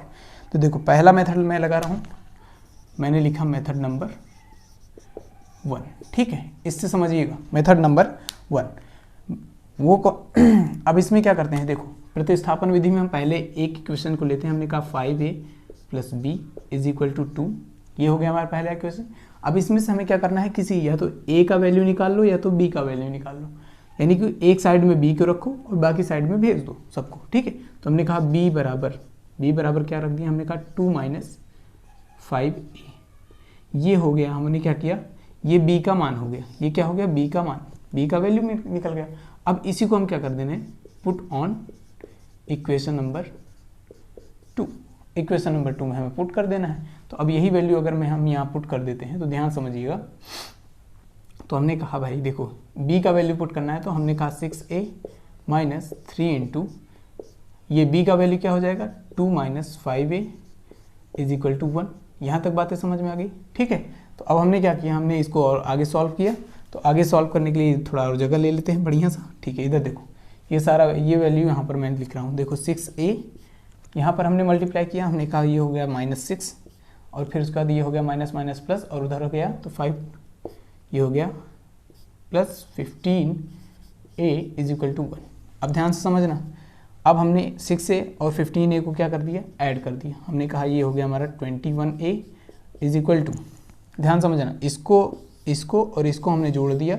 अब बचा क्या, ये उधर जाएगा, तो हमने कहा ये हो गया इधर से इधर गया तो प्लस में आ गया, तो प्लस में आ गया तो हमने कहा 7, ठीक है। 6 + 1 7 और ये हो गया, हमने क्या कहा, हमने कहा a बराबर क्या आ गया भाई 7/21। तो यहाँ से हमारे का 7 × 1 = 7, 7 × 3 = 21। तो हमने वैल्यू क्या निकाल लिया, a बराबर 1/3। पहला वैल्यू निकल गया। अब ध्यान से समझना, अब अगर पहला वैल्यू निकल गया तो अब क्या करना है, सर a का वैल्यू जो है हमें पता ही है, तो b का वैल्यू आराम से निकल जाएगा। हमने कहा b बराबर हमें पता था 2 - 5a, ठीक है। तो हमने रख दिया भाई b बराबर 2 - 5 × 1 क्या हो गया भाई 1/3। तो ये हो गया हमारा क्या 2 - 5/3। तो यहाँ से हम क्या करेंगे, b बराबर क्या रख देंगे, वैल्यू निकाल लेंगे। वैल्यू किस तरीके से निकलेगा आपको पता है, अब भिन्न तो आप सॉल्व कर ही लोगे, ठीक है। तो यहाँ हो जाएगा 6 - 5 यानी कि 1/3। b बराबर भी आ गया भाई, सेम आंसर आ रहा है, क्या बात है। तो अब सोचो, ये अभी a और b का वैल्यू आया है, ये क्या है a और b का वैल्यू आया है। अब यहाँ से आप क्या कर सकते हैं, यहाँ भी रख के आंसर निकाल सकते हैं। तो हमने a बराबर पता है क्या 1/x - 1, ठीक है। तो ये आप जानते हो, तो अच्छी तरीके से आप रख सकते हैं। a बराबर क्या हो गया 1/3, तो हमने कहा 1/3 इज इक्वल टू 1/x - 1। तो हमने x - 1 इज इक्वल टू 3, ठीक है। उसके बाद ये हो जाएगा x बराबर 4 हो गया, कहानी खत्म। यहाँ पे x बराबर 4 आ गया आंसर। इसी तरीके से आप b का वैल्यू, यहाँ पर y का वैल्यू निकाल सकते हो रख के, ठीक है। तो अब निकालने का तरीका अब आपको पता ही है, ठीक। तो देखो चलो निकाल देते हैं, नहीं तो आप लोग कहोगे कि सर दिक्कत हो गई। चलो हमने कहा भाई b बराबर क्या हो गया 1/y - 2, ठीक है। तो हम इसके वैल्यू में क्या रख देते हैं, b के बराबर में क्या रख b के बराबर में क्या रख देते हैं भाई 1/3, क्रॉस मल्टीप्लिकेशन। तो हमने कहा y - 2 इज इक्वल टू 3। तो यहाँ से क्या रख देंगे y बराबर 5, हो गया आंसर। x और y का मान निकल गया, बिल्कुल सर। अब ये तो हो गया हमारा क्या मेथड नंबर 1, प्रतिस्थापन विधि। प्रतिस्थापन विधि में हमने क्या किया, उसमें हमने क्या किया भाई, एक वैल्यू निकाला किसी एक का, चाहे a निकाल लेते चाहे b निकाल लेते, दोनों में से एक निकाल लेते। उसके बाद सारे वैल्यू मतलब एक साइड में रख देते, उसके बाद बाकी उधर भेज दो, तो उसका वैल्यू उठा के दूसरे इक्वेशन में पुट कर दो, यहाँ से वैल्यू जो है डायरेक्ट आंसर निकालेगी, ठीक है। तो ये तो हो गया एक बेसिक मेथड। अब बात करते हैं सेकेंड मेथड के बारे में। अब ये सेकेंड मेथड कैसे करेंगे भाई, देखो मैं इसको थोड़ा सा हटा दे रहा हूँ ताकि आप लोगों को थोड़ा और आसानी हो जाए समझने में। देखो पहला मेथड समझ में आ गया होगा, ठीक है। अगर नहीं समझ में आया तो कमेंट करना भाई। देखो इसमें शर्माने वाली बात नहीं है। सेकेंड मेथड क्या है हमारा, विलोपन विधि, ठीक है। Elimination method. एलिमिनेशन मेथड का क्या मतलब है, इसमें से कुछ एलिमिनेट करना होता है। एलिमिनेट करने का क्या सीन है, मतलब हटाना होता है, मतलब बाहर कर देना होता है। तो उसमें हम क्या करते हैं, पहला इक्वेशन क्या है हमारा 5a + b = 2 और यहाँ पर 6a ± 3b = 2। अब देखो यहाँ पर एक काम कर सकते हैं, क्या कर सकते हैं, हम कर सकते हैं, देखो इनमें से किसी, देखो अब यहाँ पर 5 है, यहाँ 6 है, यहाँ b है, यहाँ 3b है। तो अब इन दोनों में से a या तो a को बराबर कर लो या तो b को बराबर कर लो, दोनों में से एक को बराबर करना ही है। तो उसके लिए क्या करना पड़ेगा भाई, देखो a को बराबर करने के लिए हमें दोनों समीकरण में मल्टीप्लाई करना पड़ेगा, लेकिन b को बराबर करने के लिए हमें केवल इसमें मल्टीप्लाई करना है। यहाँ 3b है, यहाँ पर क्या है b है, तो हम इसमें 3 मल्टीप्लाई कर दे तो इसमें क्या हो, इसके बराबर हो जाएगा 3b के, बिल्कुल। तो वही करते हैं। तो हमने कहा इक्वेशन नंबर 1 में हम 3 से मल्टीप्लाई कर देते हैं। तो हम कहते हैं कि भाई समीकरण नंबर 1 में 3 से क्या करने पर, गुणा करने पर। अब गुणा कर दोगे तो यहाँ से क्या हो जाएगा, हमने कहा 15a + 3b और उसके बाद ये हो जाएगा हमारा = 6, ये हो गया इक्वेशन नंबर 3। ठीक है, इक्वेशन नंबर फर्स्ट को इक्वेशन नंबर 3 में कन्वर्ट कर। अब हमें क्या मिल गया, ये हमने कहा 6a, वही इक्वेशन नंबर 2 जो है यहाँ उतार देते हैं, हमने कहा 3b इज इक्वल टू जो हो गया 1। ये इक्वेशन नंबर 2। अब ध्यान से समझना, अब इसमें से विलोप क्या करेंगे, मतलब गायब क्या करेंगे भाई, जो बराबर है उसी को हम गायब कर सकते हैं। कैसे, अगर प्लस माइनस यहाँ पर है, जैसे हमने कहा प्लस यहाँ पर है माइनस यहाँ पे, तो हम दोनों समीकरणों को क्या करेंगे, जोड़ देंगे। अगर नहीं होता, अगर दोनों का साइन सेम होता तो हम क्या करते, घटा देते, बस एक ही काम करते। तो यहाँ पर हमें क्या करना है, जोड़ना है, तो जोड़ देंगे। तो भाई प्लस माइनस कैंसिल आउट, बिल्कुल यहाँ से क्या हुआ, दोनों जुड़ गए। ठीक है, तो जुड़ गए तो यहाँ पर क्या हुआ, 21a इज इक्वल टू, ये हो गया हमारा 7 और ये हो गया a बराबर 7/21 is equal to 1/3, a is equal to 1/3। आ गया आंसर। क्या वही आंसर आ रहा है जो अभी पहले वाले मेथड में आया था, बिल्कुल सेम मेथड। अब उसके बाद देखो सेकेंड पॉइंट, अब इसी a को जो है उठा के किसी एक इक्वेशन में रख दो, तो हम इसी में रख देते हैं। चलो पहले तो इसे क्या करते हैं, put on equation number first. ये बात क्लियर हुई। चलो तो इक्वेशन नंबर 1 में अगर हम रख देंगे तो यहाँ से देखो हमने कहा 5 × 1/3 plus b is equal to 2, बिल्कुल। तो हमने कहा उधर जाएगा तो ये हो जाएगा b is equal to 2 - 5/3। Sir क्या वही नहीं आ रहा है, बिल्कुल आ रहा है भाई, इसका भी वैल्यू क्या हो जाएगा 1/3। क्लियर, ठीक है। तो अब हम यहाँ से क्या कर सकते हैं, एक्स वाई का वैल्यू निकाल सकते हैं, बिल्कुल। हमने कहा x का मान मतलब 1/x - 1 is equal to a है, पता है। तो हमने कहा a का वैल्यू क्या रख दिया 1/3, तो क्रॉस मल्टीप्लाई किया तो हमने कहा क्या हो जाएगा x - 1 इज इक्वल टू 3। तो हमने कहा यहाँ से x का वैल्यू क्या निकल के आ गया भाई 4, तो ये हो गया आंसर। दूसरा क्या हो गया हमारा 1/y - 2 इज इक्वल टू क्या हो गया b। ठीक है, तो b का वैल्यू क्या है 1/3 है, बिल्कुल जैसे कि यहाँ पता है। तो क्रॉस मल्टीप्लाई करेंगे तो हमारा ये y - 2 इज इक्वल टू क्या हो जाएगा 3, तो y बराबर क्या आ गया 5। हो गया आंसर। क्या सेम आंसर आ रहे हैं, बिल्कुल एग्जैक्टली यही पॉइंट है आपके सामने। तो देखो मेथड कोई भी लगाओ आंसर सेम आने वाले हैं, ये क्लियर है। ठीक है, तो अब 2 मेथड से मैंने आपको दिखा दिया। मेथड नंबर 2 था, पहला मेथड था हमारा प्रतिस्थापन विधि यानी सब्स्टिट्यूशन मेथड, और दूसरा था हमारा क्या है विलोपन विधि, जिसे हम कहते हैं एलिमिनेशन मेथड। ठीक है, तो यहाँ से सारी बातें क्लियर हुई। देखो एक ही सवाल को मैं करवा रहा हूँ अभी। ठीक है, अगर आप लोग कमेंट करके बोलेंगे कि सर और भी क्वेश्चन चाहिए, और भी ढंग के क्वेश्चन चाहिए, और भी इंपॉर्टेंट क्वेश्चन चाहिए, तो बिल्कुल मैं आपको दूंगा, और अगर आप नहीं भी कहोगे तो भी दूंगा। ठीक है, क्योंकि सवाल आपके पास और फेल होने का है। ठीक है, चलो देखो अब देखो इन्हीं समीकरणों को जो है मैं वज्र गुणन, ठीक है, जिसे हम बोलते हैं क्या क्रॉस मल्टीप्लिकेशन मेथड, तीसरा मेथड है हमारा, इसको भी हटा देते हैं। ठीक, तीसरा मेथड है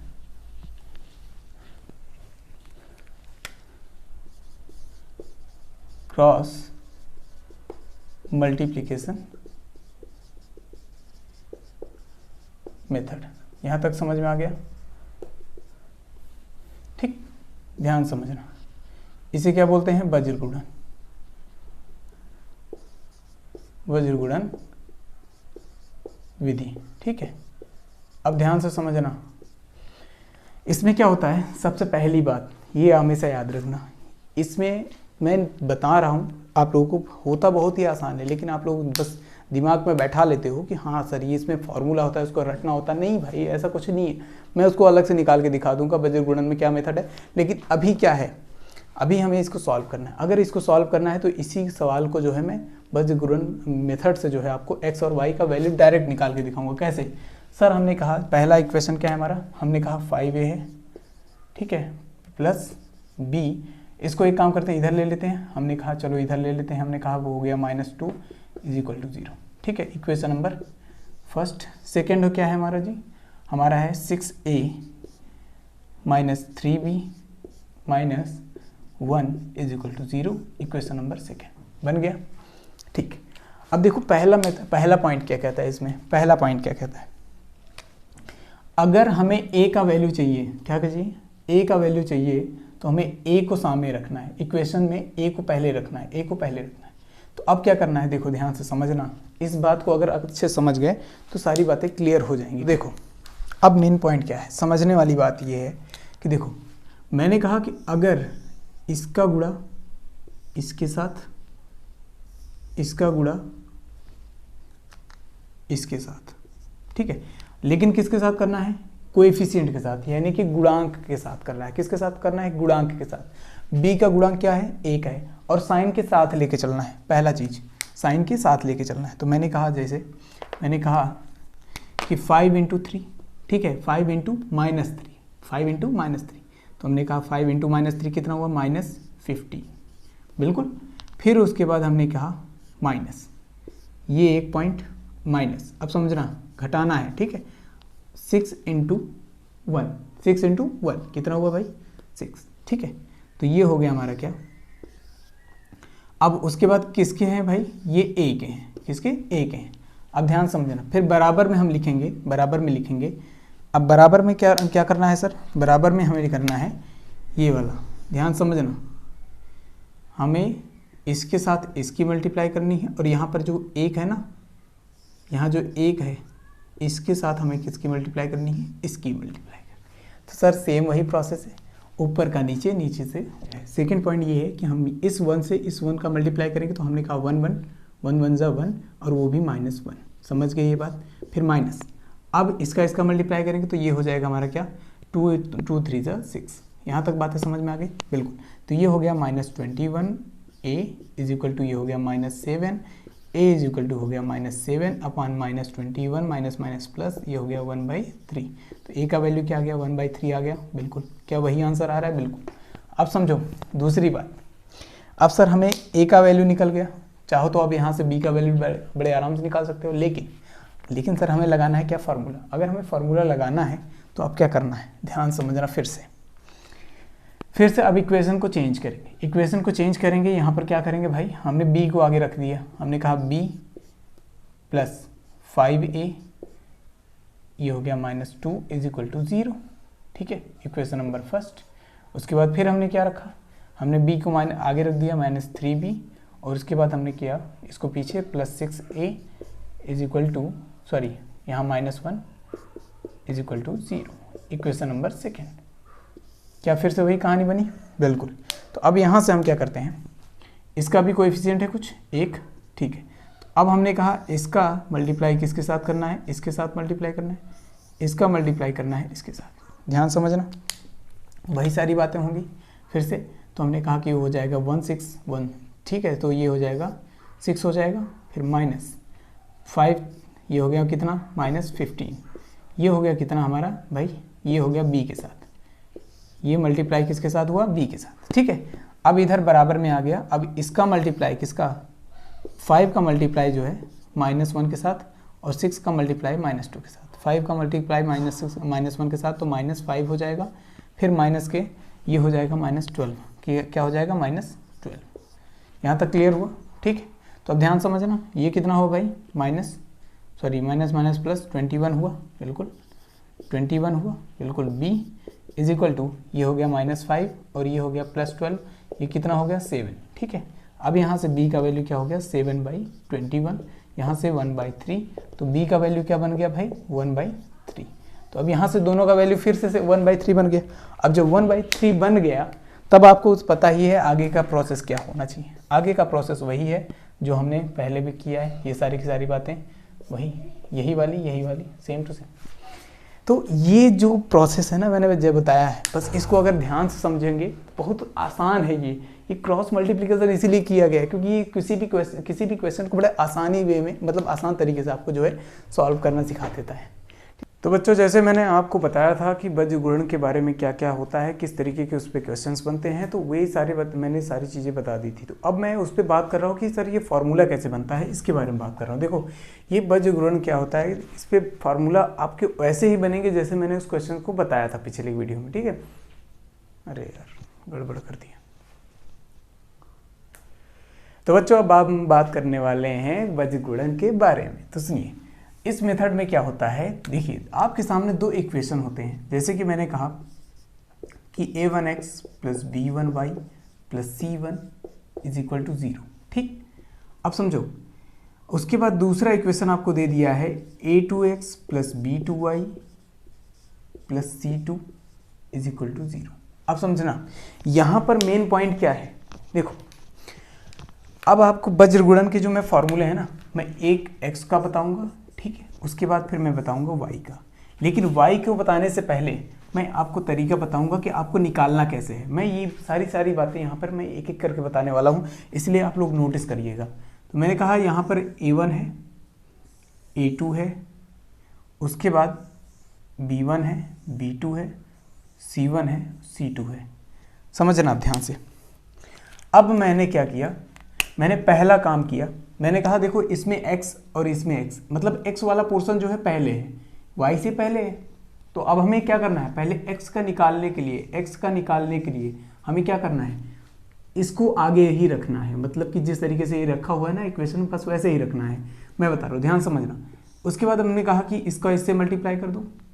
मैंने कहा a1 b2 माइनस, उसके बाद फिर इसका इससे हमने कहा a2 b1, समझ गए। इसको ब्रैकेट में रखो, उसके बाद मल्टीप्लाइड बाई x से कर दिया, फिर बराबर। अब समझना, फिर दूसरा स्टेप आता है जो इक्वल के दूसरे साइड में है। उसके बाद हमने कहा b1 c2, हमने क्या कहा b1 c2 माइनस, उसके बाद ये हो गया b2 c1। यहाँ तक बातें समझ में आ गई। चलो अब यहाँ से डायरेक्टली आपका आंसर निकल के आता है x1 का। हमने x यहाँ रखा, इस वाले पोर्शन को इधर भेज दिया, इस वाले पोर्शन को इधर भेज दिया, तो डायरेक्टली आपका आंसर क्या आ गया, ध्यान समझना। तो यहाँ से आपका डायरेक्टली आंसर आ गया, हमने कहा x बराबर b1 c2 minus b2 c1 upon इधर वाला a1 b2 minus a2 b1। ये हो गया आपका x का आंसर। मतलब ये फॉर्मूला बहुत ही आसान था। सोचो अगर ऐसे निकालने लगे तो बड़ा आसान हो गया सर, ये तो बड़ा मजेदार वाला है। बस कुछ नहीं करना है, क्रॉस मल्टीप्लाई करना है, वही तो काम करना है, इसीलिए तो इसका नाम है क्रॉस मल्टीप्लिकेशन। तो इसीलिए मैं कहता हूँ कि आप लोग अगर लगातार इस चीज़ को समझते रहेंगे तो मुझे बहुत मज़ा आएगा सारी चीज़ें एक एक करके बताने में, समझो। अब ध्यान समझना। अब दूसरी बात, अब हमें सर y की वैल्यू चाहिए, तो y के लिए इसी इक्वेशन को मैं दूसरे फॉर्मेट में लिख रहा हूँ, समझना। इसी इक्वेशन को मैं दूसरे फॉर्मेट में लिख रहा हूँ। सर कैसे, मैंने ये y वाला जो पोर्शन है इसको आगे कर देना है। तो मैंने कहा b1 y plus a1 x plus c1 is equal to 0, इस तरीके से रख दिया। फिर हमने कहा b2 y plus a2 x plus c2 is equal to 0। ये हो गया हमारा कहानी। अब समझना ध्यान से। अब मैंने क्या किया, फिर वही सारे काम मैंने किए जो इसमें किए मैंने, सेम टू सेम प्रोसेस। मैंने कहा भाई b1 a2 a2 b1 b1 a2 minus a2 b1 is equal to into, देखो अब इसको एक ब्रैकेट में रख दो। उसके बाद हमने कहा x क्यों, क्योंकि अब y की बात कर रहे हैं तो y ही रखेंगे, इज इक्वल टू, समझो। उसके बाद फिर मैंने कहा कि a2 c1 और a1 c2, a2 c1 minus a2 a1 c2 a1 c2 minus a2 c1 यहाँ तक कहानी खत्म। अब देखो, अब y का वैल्यू यहाँ से निकल के आ गया डायरेक्ट। y का वैल्यू क्या निकल के आ गया, ध्यान समझना। मैंने कहा a1 c2 minus a2 c1 upon ये वाला पोर्शन नीचे आ जाएगा। हमने कहा b1 a2 minus a2 b1। अब ध्यान से समझना।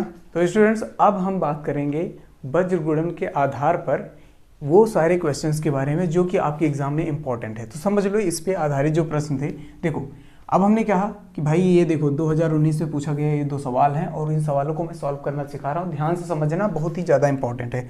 तो देखो इस पे मैं सॉल्यूशन का एक तरीका बताता हूँ। देखो सबसे पहला स्टेप तो क्या करना है आप लोगों को, जो ये बराबर में उस साइड में है ना, उसको इधर लेके आओ, जैसे उसमें किया है, ठीक है। तो हम क्या करते हैं, पहला स्टेप यही करते हैं। हमने कहा कि देखो, हमने कहा 8x है और फिर उसके बाद हमने कहा प्लस 5y है, उसके बाद माइनस में 9 कर लिया, बराबर में 0 कर दिया। उसके बाद हमने कहा 3x है, उसके बाद फिर हमने कहा 2y है, फिर माइनस में 4 कर दिया, उसके बराबर में 0 कर दिया, सिंपल। अब इसके बाद हमें क्या करना है, अब हमें सबसे पहला काम क्या करना है सर, x का मान निकालना है। क्या निकालना है, x का मान निकालना है। तो कैसे निकालोगे, ध्यान समझना। वही वाली प्रोसेस, हमने कहा इसके साथ मल्टीप्लाई कर दो, ठीक है। और लेकिन ये कब करना है, सबसे पहली बात याद रखना कि x का मान आप तभी पहले निकाल सकते हैं जब ये जो x वाला पोर्शन है पहले रहे।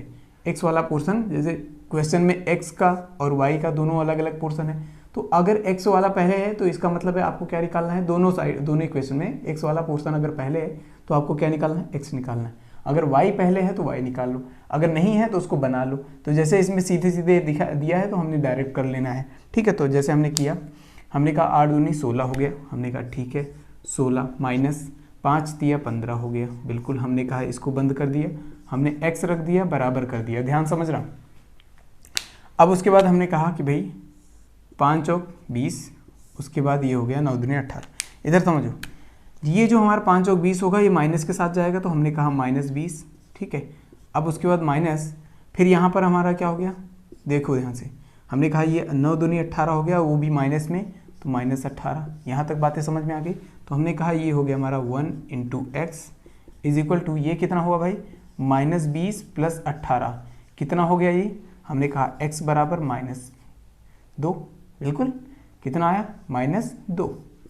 यहाँ तक समझ में आ गया, पहला x का तो आंसर आ गया, बिल्कुल सर। अब x का आंसर आ गया तो अब हमें क्या करना है, अब हमें y का वैल्यू निकालना है। चलो अब हमें क्या करना है, y का वैल्यू निकालना। तो इसी इक्वेशन को हम दूसरे फॉर्मेट में लिखते हैं, जिसमें हमें y का वैल्यू निकल के आ जाएगा आराम से। तो इधर समझो, तो मैंने क्या रखा, पहले y वाले पोर्शन को आगे कर लिया, तो हमने कहा 5y + 8x - 9 = 0। फिर उसके बाद दूसरा हमने कर दिया भाई 2y, उसके बाद +3x, फिर उसके बाद हमने कर दिया -4 = 0। यहाँ तक कर दिया। अब यहाँ से हम डायरेक्ट क्या निकालेंगे भाई, y का मान, समझो। अब देखो यहाँ से y का मान निकालेंगे तो कुछ इस तरीके से वही प्रोसेस है, सेम टू सेम निकालें, बिल्कुल। हमने कहा 5 × 15 माइनस 8 दूनी 16, बिल्कुल। हमने कहा y के साथ गए, फिर उसके बाद हमने कहा बराबर में, फिर अब इधर देखो बराबर में क्या हुआ, हमने कहा फिर 8 चौक 32, फिर का 9 त्रिक 27, तो हमने कहा 8 चौक 32, वो भी माइनस के साथ, उसके बाद फिर माइनस के बाद फिर उसके बाद माइनस, इधर फिर 9 त्रिक 27, ठीक है। अब इस तरीके से कर लोगे तो यहाँ पर क्या हो जाएगा, इधर पे हो जाएगा -1 y, उसके बाद ये हमारा क्या हो गया, इधर देखो ध्यान से, हमने कहा ये हमारा क्या हुआ -32, और इधर क्या हुआ +27। तो अब 27, ये तो इनका अंतर कितना है, 5 है भाई। तो हमने इधर क्या कर दिया, हमने कहा y बराबर, देखो -5 y, ठीक है, क्योंकि -1 था तो माइनस प्लस हो गया, तो हमने कहा y बराबर क्या आ गया, 5 आ गया। ये आंसर आ गया भाई। तो अब ऐसे ही सोचो, ये इतना सिंपल सा तरीका है। तो पहले इसी फॉर्मेट को अगर आप मतलब लोगे ना तो बहुत ही आसान तरीके से आप लोग क्वेश्चन को सॉल्व कर सकते हो। अब समझो कि जो मैं इस क्वेश्चन को जब मैंने सॉल्व करके दिखाया आपको, तो मुझे लगता है कि आप लोगों को समझ में आ गया होगा कैसे कैसे किया, मैंने सारी बातें यहाँ समझाई। अब वैसे ही आपको जो है ये दूसरा क्वेश्चन भी करना है, और ये इसको मैं एक तरीके से आपको होमवर्क के तौर पे मैं दे रहा हूँ, ठीक है। आप होमवर्क है, इसको आप करके दिखाइएगा, जो भी आंसर आएगा आप उसको कमेंट बॉक्स में डालिएगा, ठीक है। आज प्रीवियस ईयर के इम्पॉर्टेंट क्वेश्चंस के बारे में बात करेंगे। ये एक ऐसा इम्पॉर्टेंट क्वेश्चंस मैं लेके आया हूँ कि देखो 4 से 5 क्वेश्चंस मैं लेके आया हूँ, 4 से 5 टाइप के क्वेश्चंस लेके 4 टाइप के क्वेश्चंस लेके आया हूँ, और वो सारे के सारे टाइप के क्वेश्चन जो है ना आपके लिए एग्जाम में बहुत ही ज़्यादा इंपॉर्टेंट है। और ये कम से कम कुछ नहीं तो आपको कम से कम 6 से 9 नंबर के क्वेश्चंस आपको मैं आज इसी वीडियो में दिखाने वाला हूँ। तो भाई इसको स्किप मत करना, एक बहुत ही ज़्यादा इंपॉर्टेंट वीडियो, अगर इसको देख लिए हो सकता है ये वीडियो आधे घंटे, एक पौना घंटा, 1 घंटा तक जा सकता है, लेकिन ये अगर आपके एग्जाम के लिए बहुत ज़्यादा इंपॉर्टेंट है तो जाहिर सी बात है आप देखोगे, बिल्कुल। तो स्टार्ट करते हैं हम लोग, ठीक है। तो देखो मैंने 4 टाइप के क्वेश्चन जो है मैं इसमें रख रहा हूँ। पहला चीज़ तो जो है हमारा ये नाव पर आधारित प्रश्न, देखो नाव पर आधारित प्रश्न, रेलगाड़ी, ठीक है। ये इन पे जो क्वेश्चंस बनते हैं ना वो एटलीस्ट 6 मार्क के बनते हैं, कितने, कम से कम 6 मार्क के। और दूसरी बात, युगपत समीकरण से भी क्या कहते हैं आपके कम से कम 6 मार्क के बन सकते हैं, या फिर 4 मार्क के बन सकते हैं। 4 मार्क तो बहुत कम ही बना है अभी तक, खैर 2 मार्क के बन सकते हैं, 1 मार्क के, मतलब ये तीन पॉइंट आपके हैं। और संख्याओं पर आधारित ये भी आपका क्या है जो है 2 या फिर 6 के मार्क में बन सकता है, ठीक है। इस पर आधारित प्रश्न 2 या 6 मार्क पे बन सकता है। तो बस आपको ये सारी चीज़ें जो है मिस नहीं करनी है, समझ। तो स्टूडेंट्स मैं स्टार्ट करने वाला हूँ वो छोटे से छोटे क्वेश्चंस पे जो आपके एग्जाम में 2022 में पूछे गए हैं, और वो भी 1 नंबर में 2 नंबर में, ऐसे क्वेश्चंस को मैं स्टार्ट करूँगा। उसके बाद जाऊँगा 6 नंबर पे। तो बस आपको लगातार बने रहना है, बस देखते रहो कि कैसे कैसे क्वेश्चंस बन रहे हैं। तो देखो पहला क्वेश्चन क्या कह रहा है, आपकी स्क्रीन पर आपको दिख रहा होगा, सीधा सा क्वेश्चन है, बहुत ही आसान सा।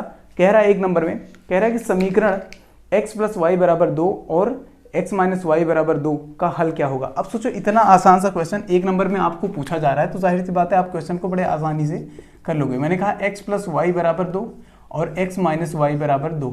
अगर ऐसे क्वेश्चन दे देगा तो क्या करोगे, सीधे सीधे कहोगे भैया इनको जोड़ दो, सीधे सीधे कहानी खत्म। इनको हमने कहा 2x = 4, x = 2, सीधे आंसर 1 आ गया। अब y का क्या कहना है भाई, y = 2 - x, तो हमने कहा y बराबर, x का वैल्यू हमें पता है 2 - 2, y बराबर क्या हो गया 0।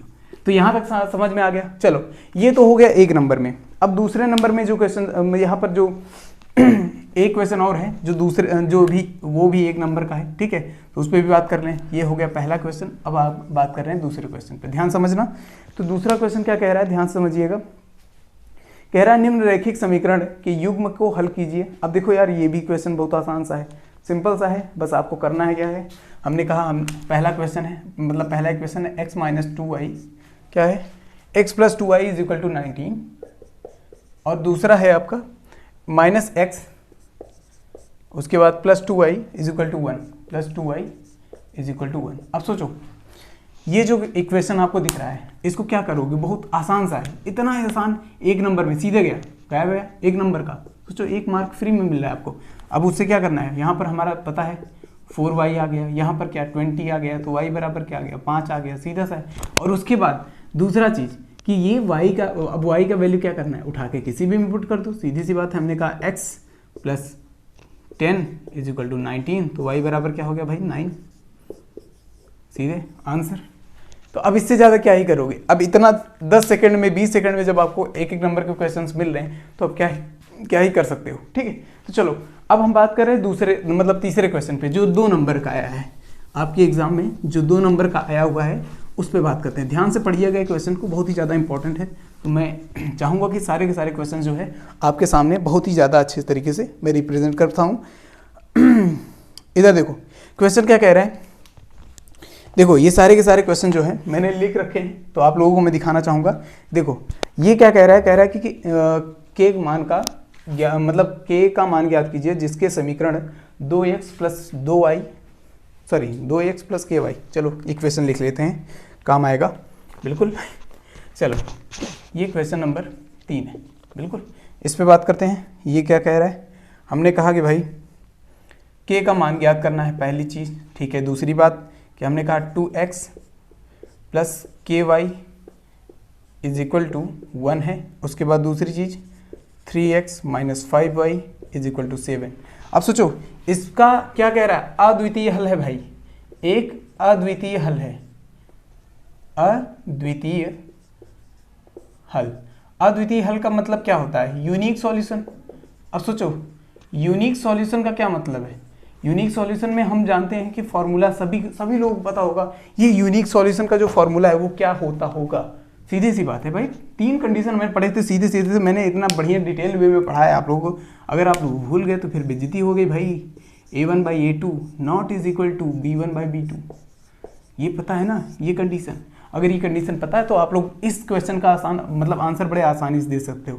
देखो इसमें मैंने कहा a1/a2 का वैल्यू क्या हो जाएगा, देखो a1/a2 हमने कहा 2/3, बिल्कुल। हमने कहा b1/b2 का वैल्यू क्या हो जाएगा भाई, सीधे सीधे हमने कहा k/-5। अब सोचो यहाँ कहानी खत्म। अब देखो अब मैंने क्या किया, इस पर डायरेक्टली इस वैल्यू को उठा के पुट कर दिया। हमने जब पुट कर दिया तो यहाँ पर देखो क्या निकला, हमने कहा 2/3 डज नॉट इक्वल टू, यहाँ पर हमने कहा k/-5। अब चाहिए क्या, सीधा सीधा सा मैटर है भाई, क्या ही कर सकते हो बताओ, भी करके देखते। देखो ध्यान से समझ लो। अब क्या करना है, के को एक साइड में रखना है, बाकी सारे नंबर्स को एक साइड में भेजना है। तो हमने कहा के को एक साइड में रख लेते हैं, लेकिन यहाँ पर देखो ध्यान से डज नॉट इक्वल टू, और ये उधर गया तो हमारा क्या हो जाएगा, ये हमने कहा ये हो जाएगा -10/3। यानी कि एक ऐसे नंबर के लिए, यानी इस नंबर के लिए क्या होगा, ये इसका कोई मतलब अद्वितीय हल नहीं होगा, बाकी नंबर्स के लिए होगा। ठीक है, तो यही कहानी है कि इसकी डायरेक्ट आंसर निकल रहा है। अब बताओ यार क्या ही कर सकते हो। अब इस पे क्या आपको 2 नंबर क्या फ्री नहीं लग रहा है बताओ। अब ये फ्री इसलिए लग रहा होगा क्योंकि मैंने सिखाया, चलो कोई बात नहीं। अब बात करते हैं, तो अब ये जो क्वेश्चन दिया है आपके स्क्रीन पर, तो अब आप इस क्वेश्चन के बारे में क्या ही कहोगे। सर ये क्वेश्चन तो आपने बता रखा है, बिल्कुल बताया है, बस आप लोगों को ध्यान से देखा नहीं है। चलो कोई बात नहीं, तो हम इसका सॉल्यूशन खुद ही करके देते हैं और बहुत ही ज़्यादा इंपॉर्टेंट है, मैं इसको स्किप नहीं करवाना चाहता, इसलिए मैं सारे के सारे पॉइंट्स एक एक करके दूंगा। चलो ठीक। तो अब हमने क्या किया है, हमने कहा इस प्रकार के क्वेश्चन देखने के बाद हमें एक चीज़ करने का मन होता है, क्या सर, लेट करने का। लेट करने का मतलब सर माना, भूल गए क्या, माना 1/x - y = a। ठीक है, उसके बाद हमने कहा 1/x + y = b। हमने जब ये कह दिया तो फिर यहाँ तक आपको समझ में आ गया होगा कि सर अब क्या ही करना है हमें फिर। चलो, तो अब जब क्या ही करना है तो फिर इधर देखो ध्यान से, देखो यहाँ पर तो प्लस था, सॉरी, ठीक। तो अब एक काम करते हैं, इस क्वेश्चन को सॉल्व करने के लिए सीधे सीधे अब इन सब का ट्रांसफॉर्मेशन करते हैं।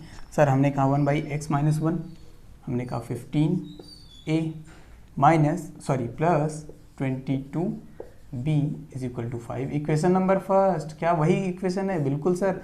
अब यहाँ पर हमें क्या करना है, सीधे सीधे हमने कहा ये हो गया हमारा 40, 1 माइनस ये हो गया, ठीक है, यहाँ पर यह a हो जाएगा और यहाँ पर क्या हो जाएगा प्लस 55b = 13।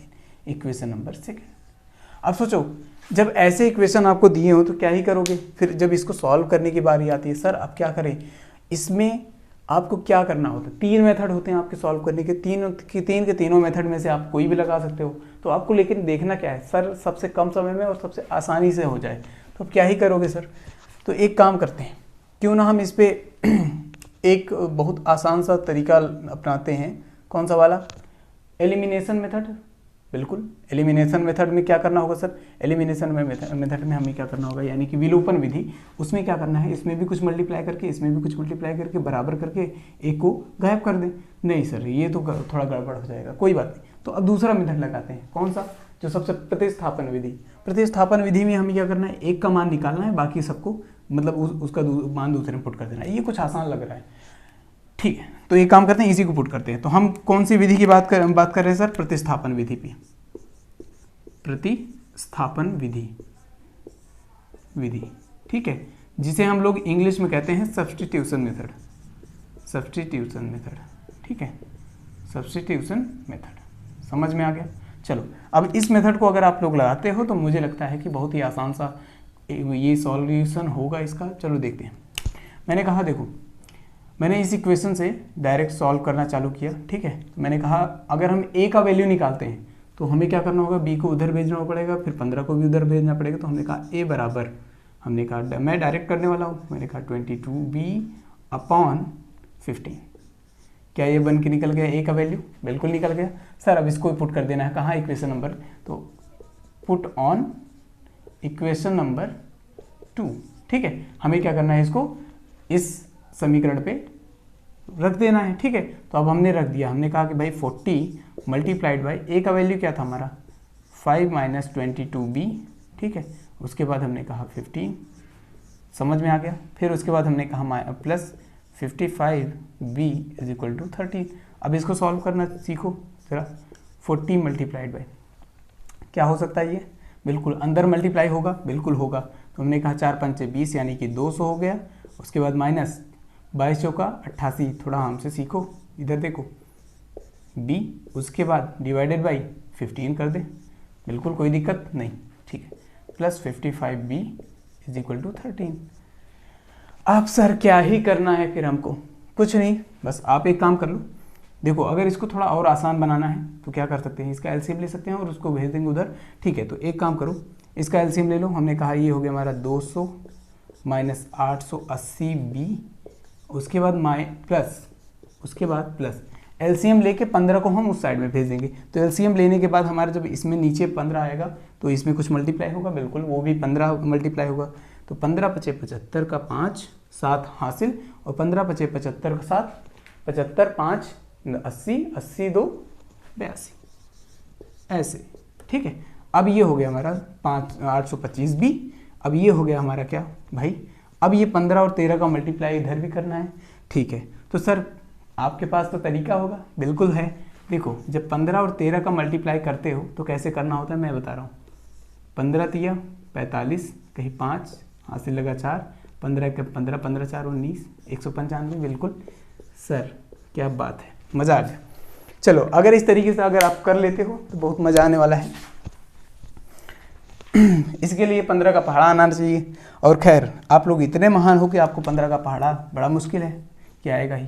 चलो इस पर बात करते हैं। अब इसके आगे का प्रोसेस क्या ही हो सकता है, यहाँ पे हमने b का वैल्यू निकाल लेना है, b का वैल्यू निकालने के बाद बाकी सारी कहानी ख़त्म कर देनी है। तो अब देखो 200 को उधर बेचते हैं और बाकी का इधर घटा देते हैं। तो हमने कहा 80 में, अगर मान लो 80 में से 25 गया तो सर ये 880 है, तो 800 गया है ना वैसे ही। तो अगर हमने कहा 80 में से 25 गया तो कितना बचा, हमने कहा 80 में से पहले 20 घटाओ 60 बचा, और 60 में से फिर 5 घटाओ कितना बचा 55। बहुत बढ़िया, क्या बात है, सीख रहे हो बच्चा।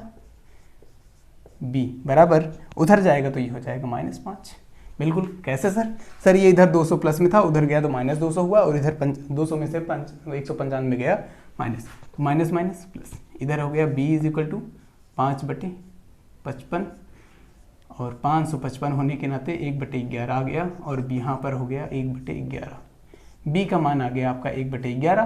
तो अब सीधे सीधे a का वैल्यू नहीं निकाल सकते, बिल्कुल निकाल सकते हैं सर। 5 माइनस ये हो गया 22 गुणे 1/11 बटे यहाँ का हो गया 15 हो गया, तो 11 दूना 22।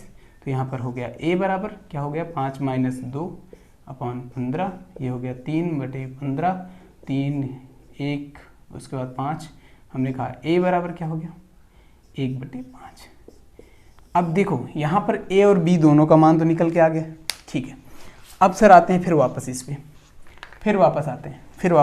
देखो अब फिर हमने क्या कहा सर, इधर देखो ध्यान से, हमने कहा 1/x - y = a हुआ, बिल्कुल। तो हमने क्या कर दिया, उठा के पुट कर दिया।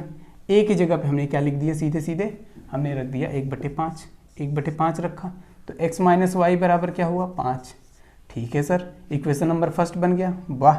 फिर उसके बाद हमारा फिर से वही आ गया, ये इक्वेशन नंबर फर्स्ट। उसके बाद फिर अब हम इसकी बात करते हैं। तो हमने कहा 1/x + y बराबर 1/b का वैल्यू क्या हो जाएगा 1/11। तो हमने कहा x + y बराबर क्या हो गया हमारा 11 हो गया। तो अब दोनों इक्वेशन को अब हमें सॉल्व करना है। तो जल्दी से आप लोग क्या करोगे, बहुत बढ़िया सा तरीका निकालोगे। चलो इसको एक काम करते हैं, हाँ सवाल तो देख ही रहे हो, स्क्रीन पर तो दिख ही रहा होगा। तो एक काम करते हैं, इसको मिटा देते हैं, ठीक है। चल सवाल तो दिख ही रहा है सर। चलो अब इसको हमने क्या किया, हमने कहा x - y = 5, x + y बराबर 11। तो यहाँ से हमने क्या कर दिया, y कैंसिल, 2x बराबर 16, x बराबर 8। तो x बराबर यहाँ 8 आ गया, और फिर उसके बाद y बराबर क्या आ जाएगा भाई, सीधे 11 में से 8 गए 3, तो y बराबर 3 आ गया। निकाल सकते हो, बहुत ही आसान है। अब सोचो इतना आसान तरीका कौन बताएगा, बहुत ही आसानी वे में एकदम फ्लो, जैसे देख रहे हो ना ये बन रहा है भाई। देखो ये क्वेश्चन बने हैं, ये कब बने हैं, ये सारे के सारे क्वेश्चन जानते हो 19, 20, 22 तीनों में बने हुए हैं, चाहे उठा के देख लो। तो अब जो क्वेश्चन दिख रहा है आपको स्क्रीन पर, वो क्वेश्चन बहुत ही ज़्यादा इंपॉर्टेंट है सर। क्यों? क्योंकि ये सर 2019 और 20 दोनों में पूछा गया है, तो जाहिर सी बात है इसमें बनने के चांसेस तो बनते ही है। चलो एक काम करते हैं, देख लेते हैं इस क्वेश्चन के बारे में भी बिना टाइम गंवाए। तो अपना काम करते हैं। देखो मैं सवाल पढ़ रहा हूँ, आप लोग स्क्रीन पर देखिएगा। देखो सवाल क्या कह रहा है कि 2 अंकों से बनी एक संख्या और उसके अंकों को उलटने पर बनी संख्या का योग 66 है। हाँ, उसके बाद यदि संख्या के अंकों का अंतर 2 है तो संख्या ज्ञात कीजिए। चलो मान लेते हैं भाई, अगर संख्या की बात करता है तो हमने कहा माना, क्या कर लेते हैं, माना संख्या क्या है, संख्या क्या है, संख्या माना, मतलब चलो संख्या क्यों मानते हैं भाई, उनके अंक की बात हो रही है ना। चलो माना संख्या के अंक कौन कौन से हैं, पहला हम x मान लेते हैं और दूसरा क्या मान लेते हैं, y मान लेते हैं। सर दोनों अंक तो पता चल गए, ठीक है। अब दूसरी बात ये है कि अगर उन दोनों को जोड़ रहे हो फिर घटा भी रहे हो तो आप सोचो, ये कॉमन सेंस लगाओ, अगर दोनों को जोड़ दिए, घटा दिए, उसके बाद वैल्यू चेंज हो रही हैं, तो जाहिर सी बात है कि वहाँ पर हम तुरंत काट के कुछ ना कुछ निकाल ही लेंगे, जाहिर सी बात है। ठीक है, तो उसके लिए देखो इन दोनों संख्याओं में कोई एक का बड़ा होना तो जरूरी है, क्योंकि अंतर की बात कर रहा है ना, अंतर की बात अगर कुछ है उसमें, तो उसमें एक संख्या तो हमेशा बड़ी होगी, तो हमने x को मान लिया क्या, बड़ा y से। ठीक है, ये बात हमेशा याद रखना। अगर अंतर की जहाँ बात कर ले वहाँ पर हमारा क्या होता है, एक संख्या हमेशा बड़ी होती है, तो जाहिर सी बात है हमने क्या कर लिया, ये कर लिया। हमने कहा जब प्रश्नानुसार हमने ये कहा कि देखो सवाल क्या कह रहा है, कह रहा है कि उसमें से जो संख्या है, कह रहा है कि संख्या से बनी एक संख्या, मतलब 2 अंकों की संख्या से बनी एक संख्या अंकों के उलटने पर बनी संख्या के योग का, मतलब का योग जो है 66 है। तो हमने कह दिया, तो जो पहला, मतलब जो पहला वो है संख्या है, वो क्या हो सकता है, आपको क्या लगता है? पहला संख्या हमने मान लिया क्या, हमने कहा मान लिया भाई 10x + y। सर ये 10x क्यों मान, आप लोग भी मान लो, कुछ भी मान लो, ज़रूरी नहीं है कि मैं 10x मानूं, कुछ भी मान लो, इससे बड़ा होना चाहिए, बस इतना याद रखना। तो मैंने 10 गुना ज़्यादा बड़ा मान लिया, तो ये मेरी प्रॉब्लम है। अगर आप लोग चाहो तो कुछ और मान सकते हो, 3 मान सकते हो, 1 को 2 मान सकते हो। ठीक है, तो उसके बाद हमने कहा उसको उलट करें, तो यानी कि उलटने के बाद, उसके बाद उलटने के बाद दूसरी संख्या, आप सोचो अंकों का हम उलट दे रहे हैं, दूसरी संख्या हमने कहा क्या हो जाएगा, हमने कहा भाई 10y + x, उलट दिए। फिर अब क्या कह रहा है, अब इन दोनों का सम देखो, अब हमने क्या कहा 10x + y + 10y + x = 66। अब ये कहानी बन रही है। अब सोचो कि इतना कॉम्प्लिकेटेड कौन बनाता है यार। देखो अब हमने कहा 11x, ठीक है, + 11y = यहाँ 66 आ गया, 11 कॉमन ले लिए, उधर भेज दिए, तो क्या हमारा हो गया x + y = 66/11, ये हो गया हमारा 6। तो x + y = क्या आ गया, 6। ये हो गया इक्वेशन नंबर, समझ में आ गया। चलो अब दूसरी बात ये कह रहा है कि जो उन दोनों का अंतर, यानी कि x - y का अंतर क्या हो जाएगा, 2 हो जाएगा। तो इक्वेशन नंबर 2 तैयार। अब जब हमारा ये बन गया तो ध्यान समझो, हमने कह दिया कैंसिल, हमने कह दिया ये 2x बराबर, ये हो गया हमारा 8, तो x बराबर क्या आ गया, 4। और फिर उसके बाद हमने कहा y बराबर क्या ही हो सकता है, हमने कहा 6 - x हो जाएगा, तो y बराबर क्या हो जाएगा, 6 - 4 = 2। तो y बराबर क्या आ गया, 2। तो हो गया आंसर, समझ में आ गया। तो ये आपके जो है क्वेश्चंस है। अब सोचो इस पे भी क्वेश्चन, ये केवल किस पे आधारित था, ये संख्याओं पर आधारित था। किस पे आधारित था, संख्याओं पर। अब हम बात कर रहे हैं हमारे रेल, नाव, इन दोनों पे। भाई ये इसको स्किप नहीं कर सकते, खैर, लेकिन इस पे भी मैं आपको दिखाऊंगा। ये दो टाइप के क्वेश्चंस भाई बहुत ज़बरदस्त बनते हैं। ठीक है, तो चलो स्टार्ट करते हैं।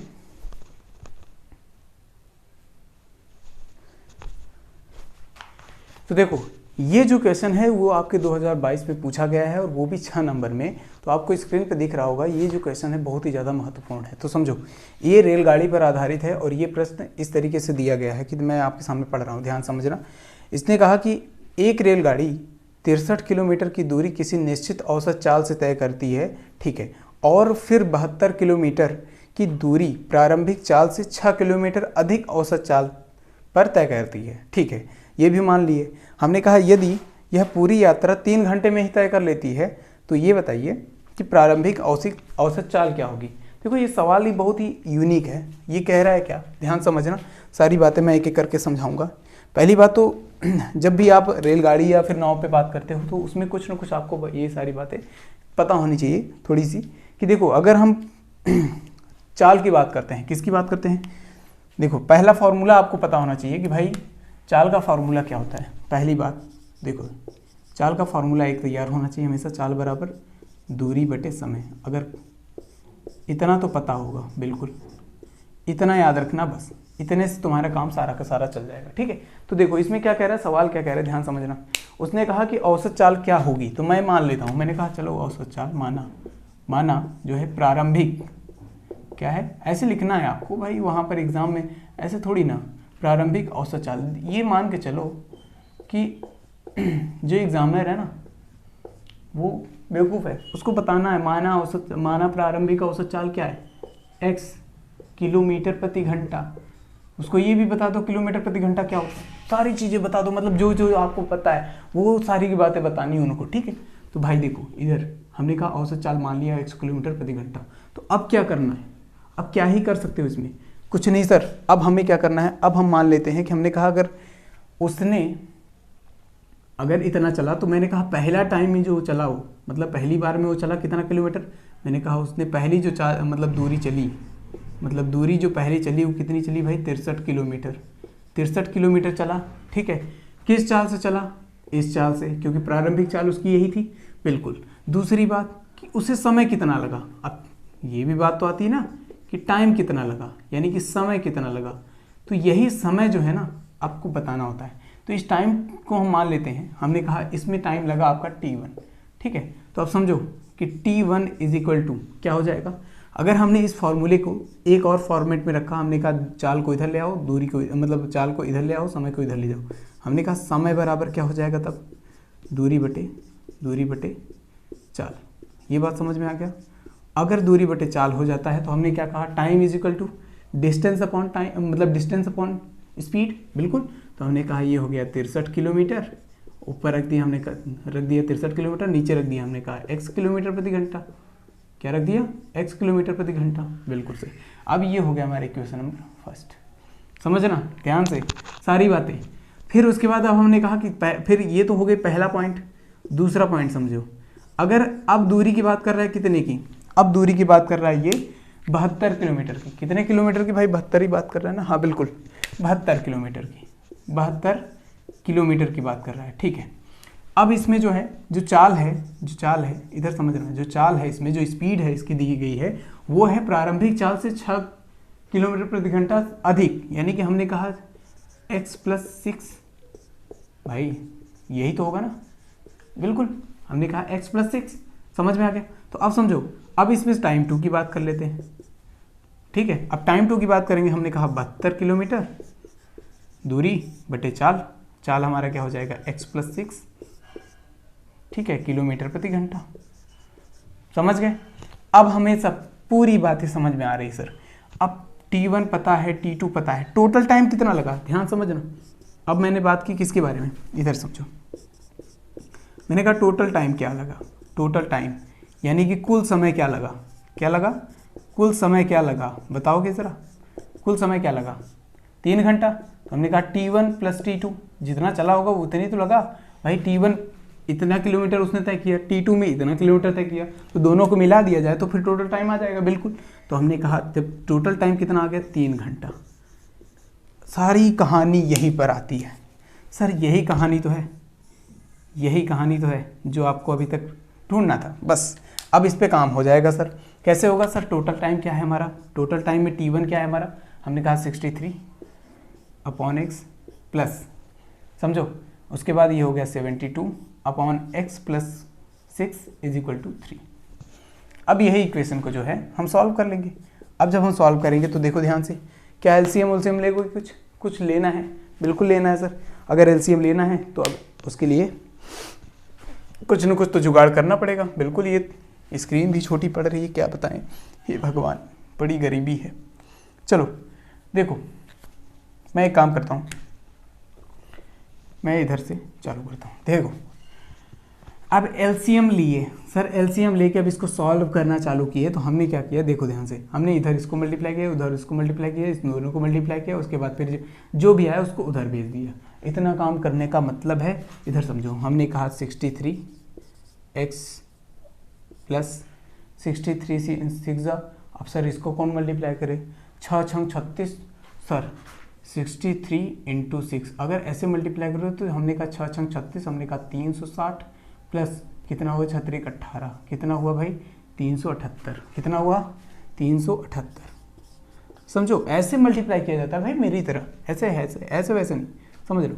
फिर उसके बाद हमने क्या किया, फिर हमने कहा प्लस, इधर समझो, इसका मल्टीप्लाई होगा, अब इसका मल्टीप्लाई करते हैं, हमने कहा 72x, इतना हो गया।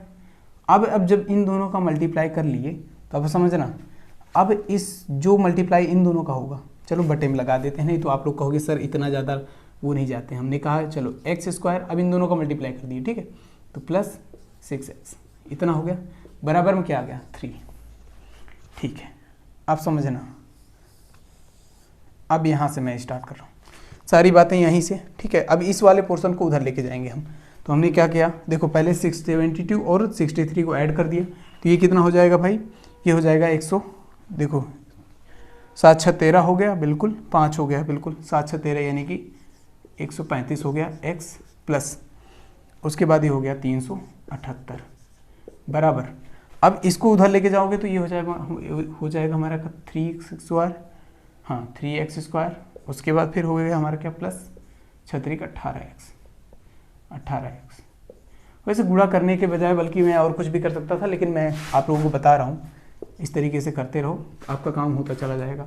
ठीक है, अब एक काम करते हैं, x को एक साइड में रखते हैं, बाकी सारी चीज़ों मतलब एक काम करते हैं, इस वाले पोर्शन को इधर उठा के लाते हैं।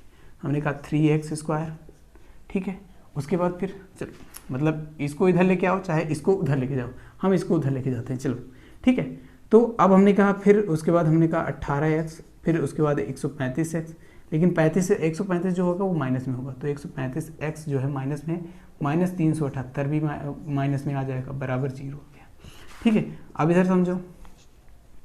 अब इसके बाद हमने क्या किया, हमने सब में से इधर से देखो, हमने कहा 3x स्क्वायर कर दिया, उसके बाद हमने इसको घटा दिया, तो ये कितना आ जाएगा, ये आ जाएगा हमारा जो है ये 15 है, 15 में से हाँ तो ये हो गया 7, बिल्कुल ये 127 आ जाएगा, 127 आ जाएगा, तो यहाँ से सॉरी 117 आ जाएगा, 117 आ जाएगा। हमने कहा x, फिर उसके बाद ये हो गया हमारा 378 बराबर 0। अब यहाँ बन गया सर हमारा इक्वेशन। ओहो, यही इक्वेशन तो चाहिए था हमको आखिरी में, क्योंकि अब इसको सॉल्व करके हम x का मान निकालेंगे और x का मान निकालने के बाद हमारा क्या मिल जाएगा भाई, प्रारंभिक औसत चार। अब इससे आसान क्या ही होगा। चलो देखने में लग रहा है टफ, लेकिन बहुत ही आसान है अगर आपको एक बार ध्यान से समझोगे तो। सारी कहानी बस यही है, कैलकुलेशन पे आप लोग पावर मतलब जो पावर है ना वो कैलकुलेशन में है बेसिकली, ठीक है। और बाकी ये मैथ है सब हल्की बातें हैं। चलो इधर आ जाओ, ठीक है, इधर देखो हमने क्या किया, हमने इसमें से 3 पहले हटा दिया चारों तरफ से, इसमें से हमने 3 में मतलब 3 से पूरे में भाग दे दिया, तो हमारा ये हो गया एक्स स्क्वायर, ठीक है। फिर उसके बाद ये हो गया कितना 39x, सॉरी माइनस में 39x, उसके बाद ये हो जाएगा हमारा कितना, 3 से भाग दोगे तो ये 3 एक कम 3, उसके बाद ये हो जाएगा कितना 3 दूना 6 और उसके बाद 3 9 18, बिल्कुल 3 9 18, 3 6 18 होता है जी। इतना भयंकर वाला आप लोग कैलकुलेशन करोगे, बाप रे। चलो अब इसको हम क्या करेंगे, फ्रैक्शन करेंगे। अब आप सभी को पता है क्या करना है इसमें, ये क्वेश्चन आपको सभी को पता है। इधर देखो हमने कहा 126 है, ठीक है, और उसके बाद एक है 39, तो इसको दो ऐसे पार्ट में डिवाइड करना है कि मल्टीप्लाई करने के बाद ये आ जाए और जोड़ने के बाद ये आ जाए। तो हमने इनको हमने कहा 42 माइनस 3 कर देते हैं, तो जोड़ने के बाद क्या आ जाएगा, ये आ जाएगा, और घटाने के बाद मतलब मल्टीप्लाई करने के बाद ये आ जाएगा। तो एक काम करते हैं, हमने कहा x square minus 42 x plus 3x, उसके बाद माइनस 126 इज इक्वल टू 0। कहानी खत्म। अब यहाँ से हमने क्या कर दिया, दो वो बनेगा, हमने कहा x माइनस 42 पहला बना और दूसरा बना x plus 3 is equal to 0। तो यहाँ से x का मान निकल के आ गया, x का मान दो मान निकलेगा, पहला तो 42 आया, ठीक है, दूसरा आया x का मान -3।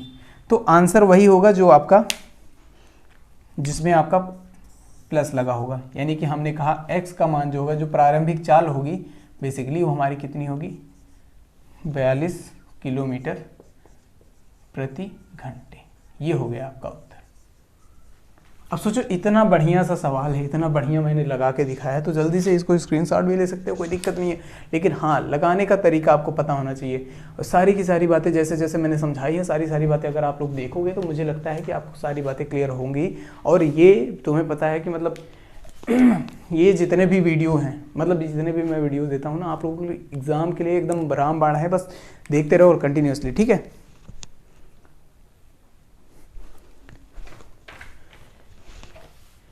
तो अब जो है, अब हम बात कर रहे हैं नाव पर आधारित क्वेश्चन के बारे में। सोचो कि नाव पर जो आधारित क्वेश्चंस होते हैं उनके बारे में बात करने वाले। देखो यहाँ पर क्वेश्चन मैं आपके सामने लेके चल रहा हूँ।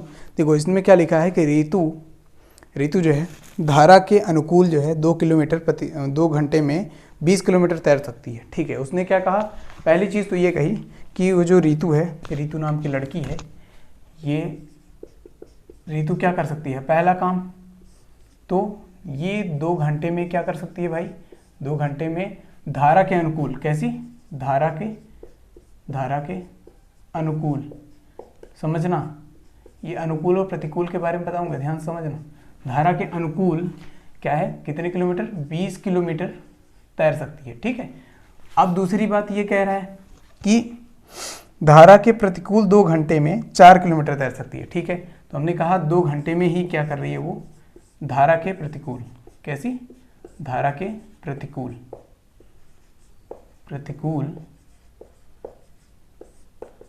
4 किलोमीटर वो तैर सकती है। कितना, 4 किलोमीटर। ठीक है, तो अब इसने क्या कहा कि स्थिर जल में उसकी तैरने की चाल और धारा की चाल ज्ञात कीजिए। ठीक है सर, तो हम एक काम करते हैं, देखो ध्यान से। तो हमें क्या पता करना है, पहला चीज़ तो हमें क्या पता है, धारा की चाल हमें पता करनी है। ठीक है, और दूसरा चीज़ पता करना है हमें स्थिर या फिर इसी को कह देंगे शांत, क्या कह देंगे, शांत जल में ऋतु की चाल। ठीक है, किसकी चाल, ऋतु की चाल। ठीक है, ये दोनों पता करना है।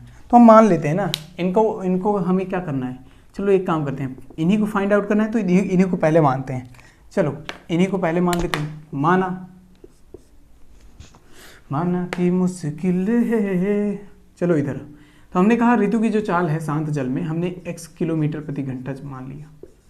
ठीक है, और इसकी हमने मान लिया y किलोमीटर प्रति घंटा, मतलब इसको जो है किसकी, धारा की चाल जो है हमने y किलोमीटर प्रति घंटे मान लिया। ठीक है, अब सर यहाँ तक तो बातें समझ में आ रही है। तो अब एक काम करते हैं, तो अब हमारी पहली पॉइंट क्या होगी, पहला पॉइंट क्या होगा, ध्यान समझना।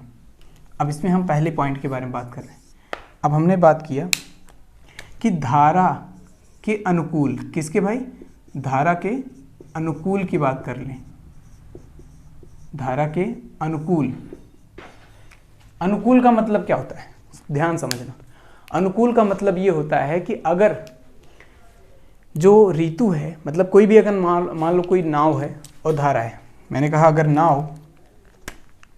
कोई नाव है, जैसे मैंने कहा नाव है ये, ठीक है, नाव इस डायरेक्शन में जा रही है और धारा की जो चाल है वो भी इसी डायरेक्शन, मतलब धारा भी इसी डायरेक्शन में, जब दोनों एक ही दिशा में जा रही हो ना, तो इसका मतलब होता है ये धारा की अनुकूल दिशा में, धारा के अनुकूल यानी कि धारा के साथ। ठीक है, तो धारा के अनुकूल दिशा में, ठीक है, इसका मतलब क्या है, अनुकूल दिशा में, इसका मतलब कि धारा के साथ बह रही है, तो उसका मतलब है अनुकूल है। अब सुनो, अब हमने कहा अगर नाव गलती से जो है, नाव ने कहा नहीं हम धारा के अनुकूल काहे चलें, हम उसके उल्टे चल रहे हैं, तो इसका मतलब होता है प्रतिकूल। इसका क्या मतलब होता है, प्रतिकूल। समझ गए, यानी कि उसके उल्टे दिशा में आएगी, तो जाहिर सी बात है ज़्यादा से ज़्यादा मेहनत लगेगा, ज़्यादा से ज़्यादा प्रेशर लगेगा। ठीक है, और वहीं पर हमारा जो है टाइम भी ज़्यादा लगेगा। तो इसलिए देखो, अनुकूल दिशा में वो 20 किलोमीटर चल पाई है और प्रतिकूल दिशा में वो 4 किलोमीटर चल पाई है। तो यहाँ तक बातें समझ में आ गई, चलो बहुत बढ़िया। तो अब एक काम करते हैं अनुकूल दिशा में जो है वो कितना चली है भाई, टाइम उनका सेम है। मैंने क्या कहा, टाइम जो है T1 जो है उनका सेम है।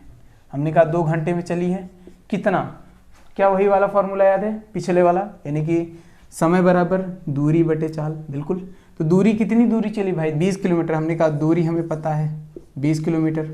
चाल कितना हमने माना था, हमने कहा स्थिर जल में चाल कितने होते हैं, वो नहीं है। ठीक है, तो अब इधर समझो कि अगर टाइम के हिसाब से हमने मान लिया, देखो इस एक धारा की चाल क्या होगी, ठीक है, और स्थिर जल में इसके ऋतु की चाल, स्थिर जल में जो ऋतु की चाल है वो इतनी है। ठीक है, अगर स्थिर जल में ऋतु की चाल x है और धारा की चाल y है, तो धारा के अनुकूल जो है, तो जो उनकी चाल हो जाएगी तो दोनों जुड़ जाएगा। बिल्कुल, तो हमने कहा x + y। यहाँ तक बातें समझ में आ गई। अब यहाँ तक बातें समझ में आ गई, तो जाहिर सी बात है मैं ये बात समझा दे रहा हूँ आप लोगों को। तो यहाँ से मैं डायरेक्ट क्या कर सकता हूँ, मैंने कहा ये जो है एक्स वाई को इधर लेके आते हैं, एक्स प्लस वाई इधर आ गया, उसके बाद ये नीचे चला गया तो हमने कहा 20/2 आ गया, यहाँ पर क्या आ गया 10 आ गया, तो x प्लस वाई बराबर 10, ये इक्वेशन नंबर फर्स्ट यहाँ बन के आ गया। बिल्कुल सर, चलो बहुत बढ़िया। तो अब दूसरी बात आती है हमारी धारा के प्रतिकूल, धारा के प्रतिकूल। इसी तरीके से अगर आप सॉल्व करोगे ना बहुत ही आसान लगेगा, और दूसरी बात ये रहेगा कि बहुत ही सीधे सीधे आप आंसर ला सकते हो, आपको कोई ज़्यादा झंझट नहीं करना पड़ेगा, समझो। तो उसके बाद अब दूसरी बात आती है, मैंने कहा T2 हमें पता है, ये T2 मतलब दूसरा टाइम जो प्रतिकूल में चल रहा है, तो उसमें टाइम हमें पता है भाई, उसमें भी 2 घंटे लगाए उसने, लेकिन कितनी चली, 4 किलोमीटर चली। उसके बाद कितना समय लगाया, सोचो अब चाल क्या होगी उनकी, चाल क्या होगी, धारा के अनुकूल जो थी चाल क्या थी, जुड़ गई थी। अब धारा के प्रतिकूल जो है दोनों अपोजिट डायरेक्शन में जा रहे हैं, अगर अपोजिट डायरेक्शन में जा रहे हैं तो इसका मतलब है उनके पास जो उनकी जो चाल है वो घट जाएगी, बिल्कुल। तो अब हमने कहा कि जो ऋतु की चाल है वो भी फिर भी ज़्यादा है, ठीक है। अब देखो x माइनस वाई हो जाएगा, क्या हो जाएगा x minus Y. Sir y minus X नहीं कर सकते क्या, बिल्कुल नहीं कर सकते, क्योंकि हमने माना ऐसे, हमने क्या माना है, ऋतु की चाल जो है x किलोमीटर प्रति घंटा है और नाव की चाल धारा की चाल जो है y किलोमीटर है। तो अब सोचो कि ऋतु अपोजिट डायरेक्शन में आ रही है ना, तो इसका मतलब क्या है, अगर डायरेक्शन में अपोजिट डायरेक्शन में आ रही है तो इसका मतलब है कि वो ज़्यादा है, नहीं तो बह जाती साथ में। नहीं तो फिर कभी कभी देखा करो कि चिड़िया जो है उड़ती रहती है लेकिन उस जगह से हिलती नहीं रहती है, आगे नहीं बढ़ पाती, क्योंकि वो उसी स्पीड से उड़ रही होती है जिस स्पीड में हवा अपोजिट डायरेक्शन से आ रहा होता है। अगर वो अपोजिट डायरेक्शन में तेज़ी से भाग रही है तो इसका मतलब क्या है, अगर तेज़ी से भाग रही है तो इसका मतलब है कि वो उसके स्पीड से बहुत तेज़ी से जा रही है, ठीक है। या तो फिर अगर उसके साथ जा रही है तो और भी तेज़ी से जाएगी, चाहे वो मेहनत करे या ना करे, ठीक है। तो वैसे ही समझो, ये हो गया कहानी। अब फिर वहीं पर हमने कहा x minus Y is equal to, हमने क्या कहा 4/2, ये हो गया 2। तो हमने कहा x माइनस वाई बराबर 2, इक्वेशन नंबर सेकेंड। तो अब समझो ये इक्वेशन नंबर फर्स्ट यहाँ पे है, इक्वेशन नंबर सेकेंड यहाँ पे, तो हम दोनों को एक साथ ले लेते हैं। तो हमने कहा x plus Y is equal to 10, ये हो गया हमारा फर्स्ट। अब इन दोनों को सॉल्व कर लेते हैं, प्लस माइनस गया बिल्कुल, 2x इज इक्वल टू हमारा क्या हो गया 12, x इज इक्वल टू क्या हो गया 6, x का वैल्यू 6 आ गया। तो अब जाहिर सी बात है y का वैल्यू क्या हो जाएगा, y का वैल्यू हो जाएगा हमारा क्या था, हाँ 6 है ना, तो y का वैल्यू हो जाएगा 10 माइनस 6, हाँ, तो y is equal to 4 kilometre प्रति घंटे। सोचो ये तो हो गया एक आंसर, ये भी हो गया किलोमीटर प्रति घंटे। सोचो यही तो आंसर है, अब क्या ही चाहिए बताओ। तो अब हम कह सकते हैं कि जो हमारी ऋतु की चाल थी वो थी हमारी कितनी हाँ, जो हमारी ऋतु की चाल थी वो 6 किलोमीटर था, और जो हमारी धारा की चाल थी वो क्या थी भाई 4 किलोमीटर, तभी तो 2 किलोमीटर का अंतर, समझ रहे हो ना। तो 2 घंटे, अगर 1 घंटे में 2 किलोमीटर चल रही तो 2 घंटे में 4 किलोमीटर। अपोजिट वाला समझ में आ गया, और डायरेक्शन वाला समझो, अगर हमने कहा दोनों साथ में जा रहे हैं तो दोनों की चाल जुड़ गई, ठीक है। तो हमने कहा 4 2 6, 1 घंटे में वो 10 किलोमीटर चले, 2 घंटे में 20 किलोमीटर। सीधे सीधे कैलकुलेशन समझ में आ रहा है। अगर आपको चेक करना होता है ऐसे तो आप इस तरीके से कर सकते हो, बहुत ही आसान तरीका है, ठीक है। चलो ये तो हो गया क्वेश्चन का तरीका एक। चलो अब देखो इस पे भी आधारित जो है प्रश्न अगर आपके एग्जाम में मतलब आते हैं तो आपको क्या करना है, इसी मेथड से जिस मेथड से जैसे जैसे मैंने सॉल्व करके दिखाया है बस उस तरीके से करते हो। और अगर आपको ज़्यादा से ज़्यादा क्वेश्चन चाहिए होता, मतलब अगर और भी क्वेश्चन इस पे बेस्ड चाहिए, यानी नाव पे या फिर क्या कहते हैं आपके रेल पे, तो आप जो है कमेंट कर सकते हैं बेझिझक, ठीक है। आप करिए, मैं आपको लगातार सारे के सारे वीडियो मतलब जो है वीडियो के थ्रू मैं आपको प्रोवाइड करूँगा। बस हाँ, ये वीडियो जो है ज़्यादा से ज़्यादा जो है आप लोग शेयर करते रहिएगा, इतना बस रिक्वेस्ट है आप लोगों से, ठीक है। चलो तो अब एक आखिरी क्वेश्चन जो है जो इससे लगा हुआ था, मतलब अथवा में आया था। अब ये क्वेश्चन जो है ना, ये क्वेश्चन है तो बहुत इंटरेस्टिंग, इम्पॉर्टेंट भी है, क्योंकि ये इसी टाइप के क्वेश्चन जो है ना बनने के अब चांसेस लग रहे हैं मुझे इस बार मान के चलो कि गारंटी है कि बन सकता है, ठीक है। तो चलो मैं इस क्वेश्चन को जो है मैं ले लेता हूँ आप लोगों के लिए, ताकि कभी भी कोई भी दिक्कत ना हो। हमने कहा 7x minus 2y is equal to, हमने कहा x upon y is equal to 5, और हमने कहा x minus 7y is equal to xy is equal to 15। चलो ये तो हो गया क्वेश्चन। सर इसको क्या सॉल्व कैसे करना है? देखो यार ये क्वेश्चन बहुत ही आसान भी है, लेकिन हाँ आपको लग रहा होगा कि सर बहुत टफ है। तो आपको क्या करना है, बस इतना याद रखना। देखो पहला चीज़ तो इसको थोड़ा फ्रैक्शन में कन्वर्ट कर दो। कैसे सर? ध्यान से सुनो। हमने कहा 7x माइनस, इसको हम क्या लिख सकते हैं, 7x अपॉन एक्स वाई, उसके बाद minus 2y upon X Y लिख सकते हो, बिल्कुल, इज इक्वल टू 5। तो यहाँ से जो है y से गया, बिल्कुल सॉरी x से x गया, ठीक है, यहाँ y से y गया, ठीक है। तो अब हमारे क्या बचा यहाँ आगे, हमने कहा ये हमारा 7/y आ गया, उसके बाद माइनस क्या आया, माइनस में आ गया हमारा 2/x is equal to 5। Equation number first, समझ गए?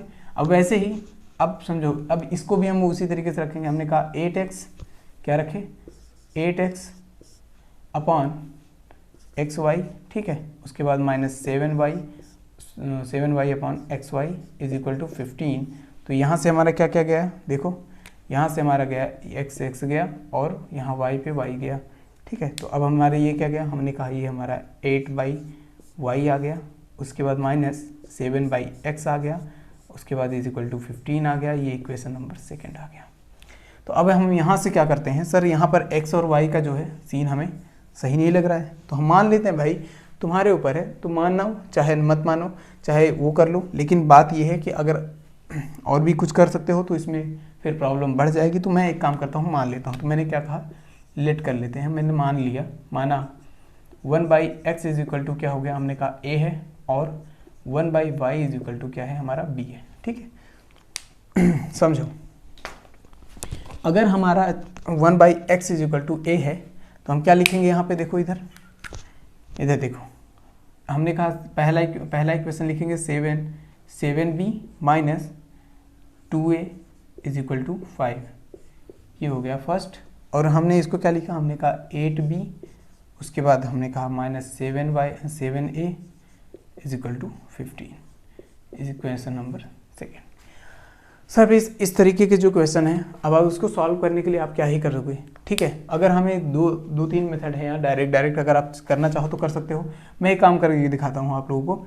दो मेथड तो आप लोग जानते होंगे कैसे करना है, एक तो आपको क्या प्रतिस्थापन विधि और एक जो है विलोपन विधि, आपको पता होगा कैसे करना है। लेकिन अगर हम बात करें वज्रगुणन की, तो यहाँ पर बहुत ही आसान सा तरीका है मेरे पास निकालने का।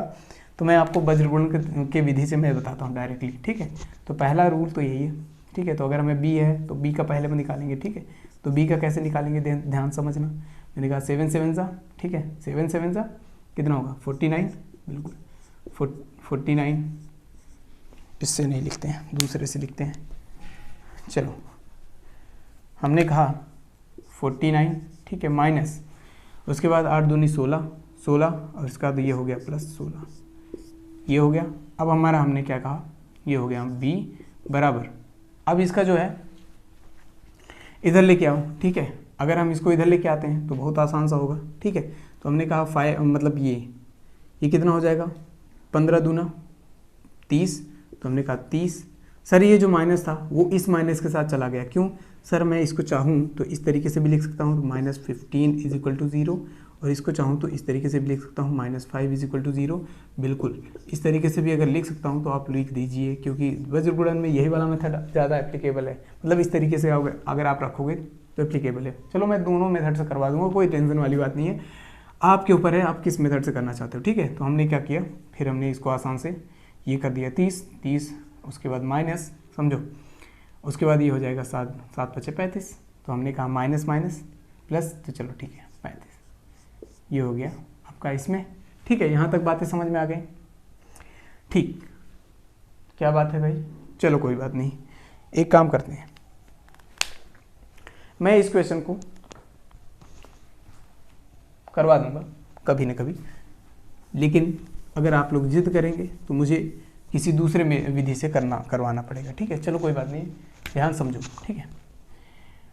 अब देखो मैंने कहा, ठीक, सारी बातें क्लियर हो गई, ठीक है सर। अब उसको वैसे ही कर देते हैं जैसे था ये पहले। सर इसी में टाइम वेस्ट हो रहा है, क्या बताएं। चलो मैंने कहा चलो विलोपन, इसका जो है विलोपन विधि से ना करो, प्रतिस्थापन विधि करते हैं, ठीक है। तो हमने कहा भाई किसी एक को इधर लेते हैं, तो हमने कहा b बराबर एक साइड में ले लेते हैं इसको, यहाँ से इस तरीके से रखते हैं, b इज इक्वल टू क्या हो जाएगा 5 प्लस 2a अपॉन 7, ये हो गया। अब इसको क्या करना है, पुट ऑन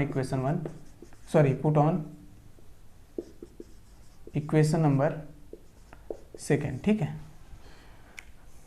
चलो अगर इक्वेशन नंबर सेकेंड पे हमें पुट करना है, हमने क्या कर दिया, हमने कहा 8 इंटू, कौन सा है यार ये, हाँ 8 इंटू 5 माइनस 2a अपॉन 7, उसके बाद minus 7a is equal to 15। तो यहाँ से हमने क्या, 8 5 40 हो गया, माइनस 8 दूनी 16a हो गया, यहाँ पर 7 है तो हो गया ये हमारा minus 7a is equal to 15। समझो, ठीक। हमने कहा भाई 40, फिर उसके बाद ये हो जाएगा हमारा 16 माइनस 16a माइनस 16a, उसके बाद ये हो जाएगा माइनस 49a, उसके बाद इज इक्वल टू 15 सत्ते 105, ठीक है। अब समझो ये हो गया हमारा क्या, अब इसको जोड़ देंगे, तो जब इसको जोड़ोगे तो ये कितना हो जाएगा भाई, ये हो जाएगा 65, तो ये हो जाएगा minus 65a is equal to, समझो ये उधर जाएगा, तो हमने कहा जब इसको इसमें से माइनस करोगे तो ये हो जाएगा 65, ठीक है। तो अब ये हो गया हमारा a बराबर क्या आ गया, 65 अपॉन माइनस 65, ठीक है। तो अब जब ये कैंसिल हुआ तो कितना हुआ, -1 आ गया आंसर। तो a बराबर क्या आ गया, -1। समझ में आ गया यहाँ तक बातें, ठीक है। तो अब a बराबर -1 आ गया, तो b बराबर क्या आ जाएगा, b बराबर बड़ा आसान है, हमने कहा 5 माइनस ये हो गया 2 गुणे -1 बटे 7, तो हमने कहा b बराबर ये हो गया 7 बटे 7 इज इक्वल टू 1, ठीक है। तो b बराबर क्या आ गया भाई, 1 आ गया। यहाँ तक बातें समझ में आ गई, ठीक है। तो अगर हमने कहा a और b का वैल्यू पता चल गया, तो अब हमें ये भी पता है कि अब हम यहाँ से मान सकते हैं कि हमारा x का मान क्या हो जाएगा, सेम वही आंसर होगा। बस आपको क्या करना है, डायरेक्ट लेकिन यहाँ लिखना है ना कि आपको 1/x इज इक्वल टू, अगर क्या पता है, a पता है, तो इसका मतलब है यहाँ पर क्या है, a का वैल्यू क्या है, -1, तो हमने -1 रख दिया, तो यहाँ पर ले गए, तो x बराबर -1, ये हो गया। दूसरी बात हमने कहा 1/y बराबर b रख दिया, उसके बराबर में 1 रख दिया, तो y बराबर क्या हो जाएगा, 1 हो जाएगा। सीधी सी बात है, दोनों का आंसर सेम एग्जैक्टली। तो ये इसी प्रकार के जो है क्वेश्चंस हैं। अब आपको इसमें घबराने की ज़रूरत नहीं है, बिल्कुल भी नहीं ज़रूरत है। चलो मैं अगर एक बात कहता हूँ कि अगर आप इससे घबराते हैं तो बिल्कुल भी मत घबराएं, क्योंकि अब जो है ये सारे के सारे जो है टॉपिक ख़त्म हो गए। अगर आप घबरा रहे हैं तो कोई दिक्कत नहीं है, आप जाइए वीडियो पूरा देखिए, और जो प्रीवियस जो मैंने कॉन्सेप्ट के वीडियो दिए हैं उन सारे वीडियो को अगर आप देख लेते हैं तो मुझे नहीं लगता कि इन सारे वीडियोस को जो है आप लोगों को ये क्वेश्चन जो हैं आपको टैकल करने में कोई दिक्कत होगी। तो चलो कोई बात नहीं, अगर और मोर प्रैक्टिस, समझ रहे हो, ज़्यादा से ज़्यादा प्रैक्टिस करना है, उसके लिए हो सकता है मैं आप लोगों को जो है बाद में भी क्वेश्चन प्रोवाइड करा सकूँ, ठीक है। तो मिलते हैं क्लास में एक नए कॉन्सेप्ट के साथ। Thank you very much and take care. Please subscribe कर दीजिएगा और बहुत से ज़्यादा शेयर करिएगा। Thank you very much, take care.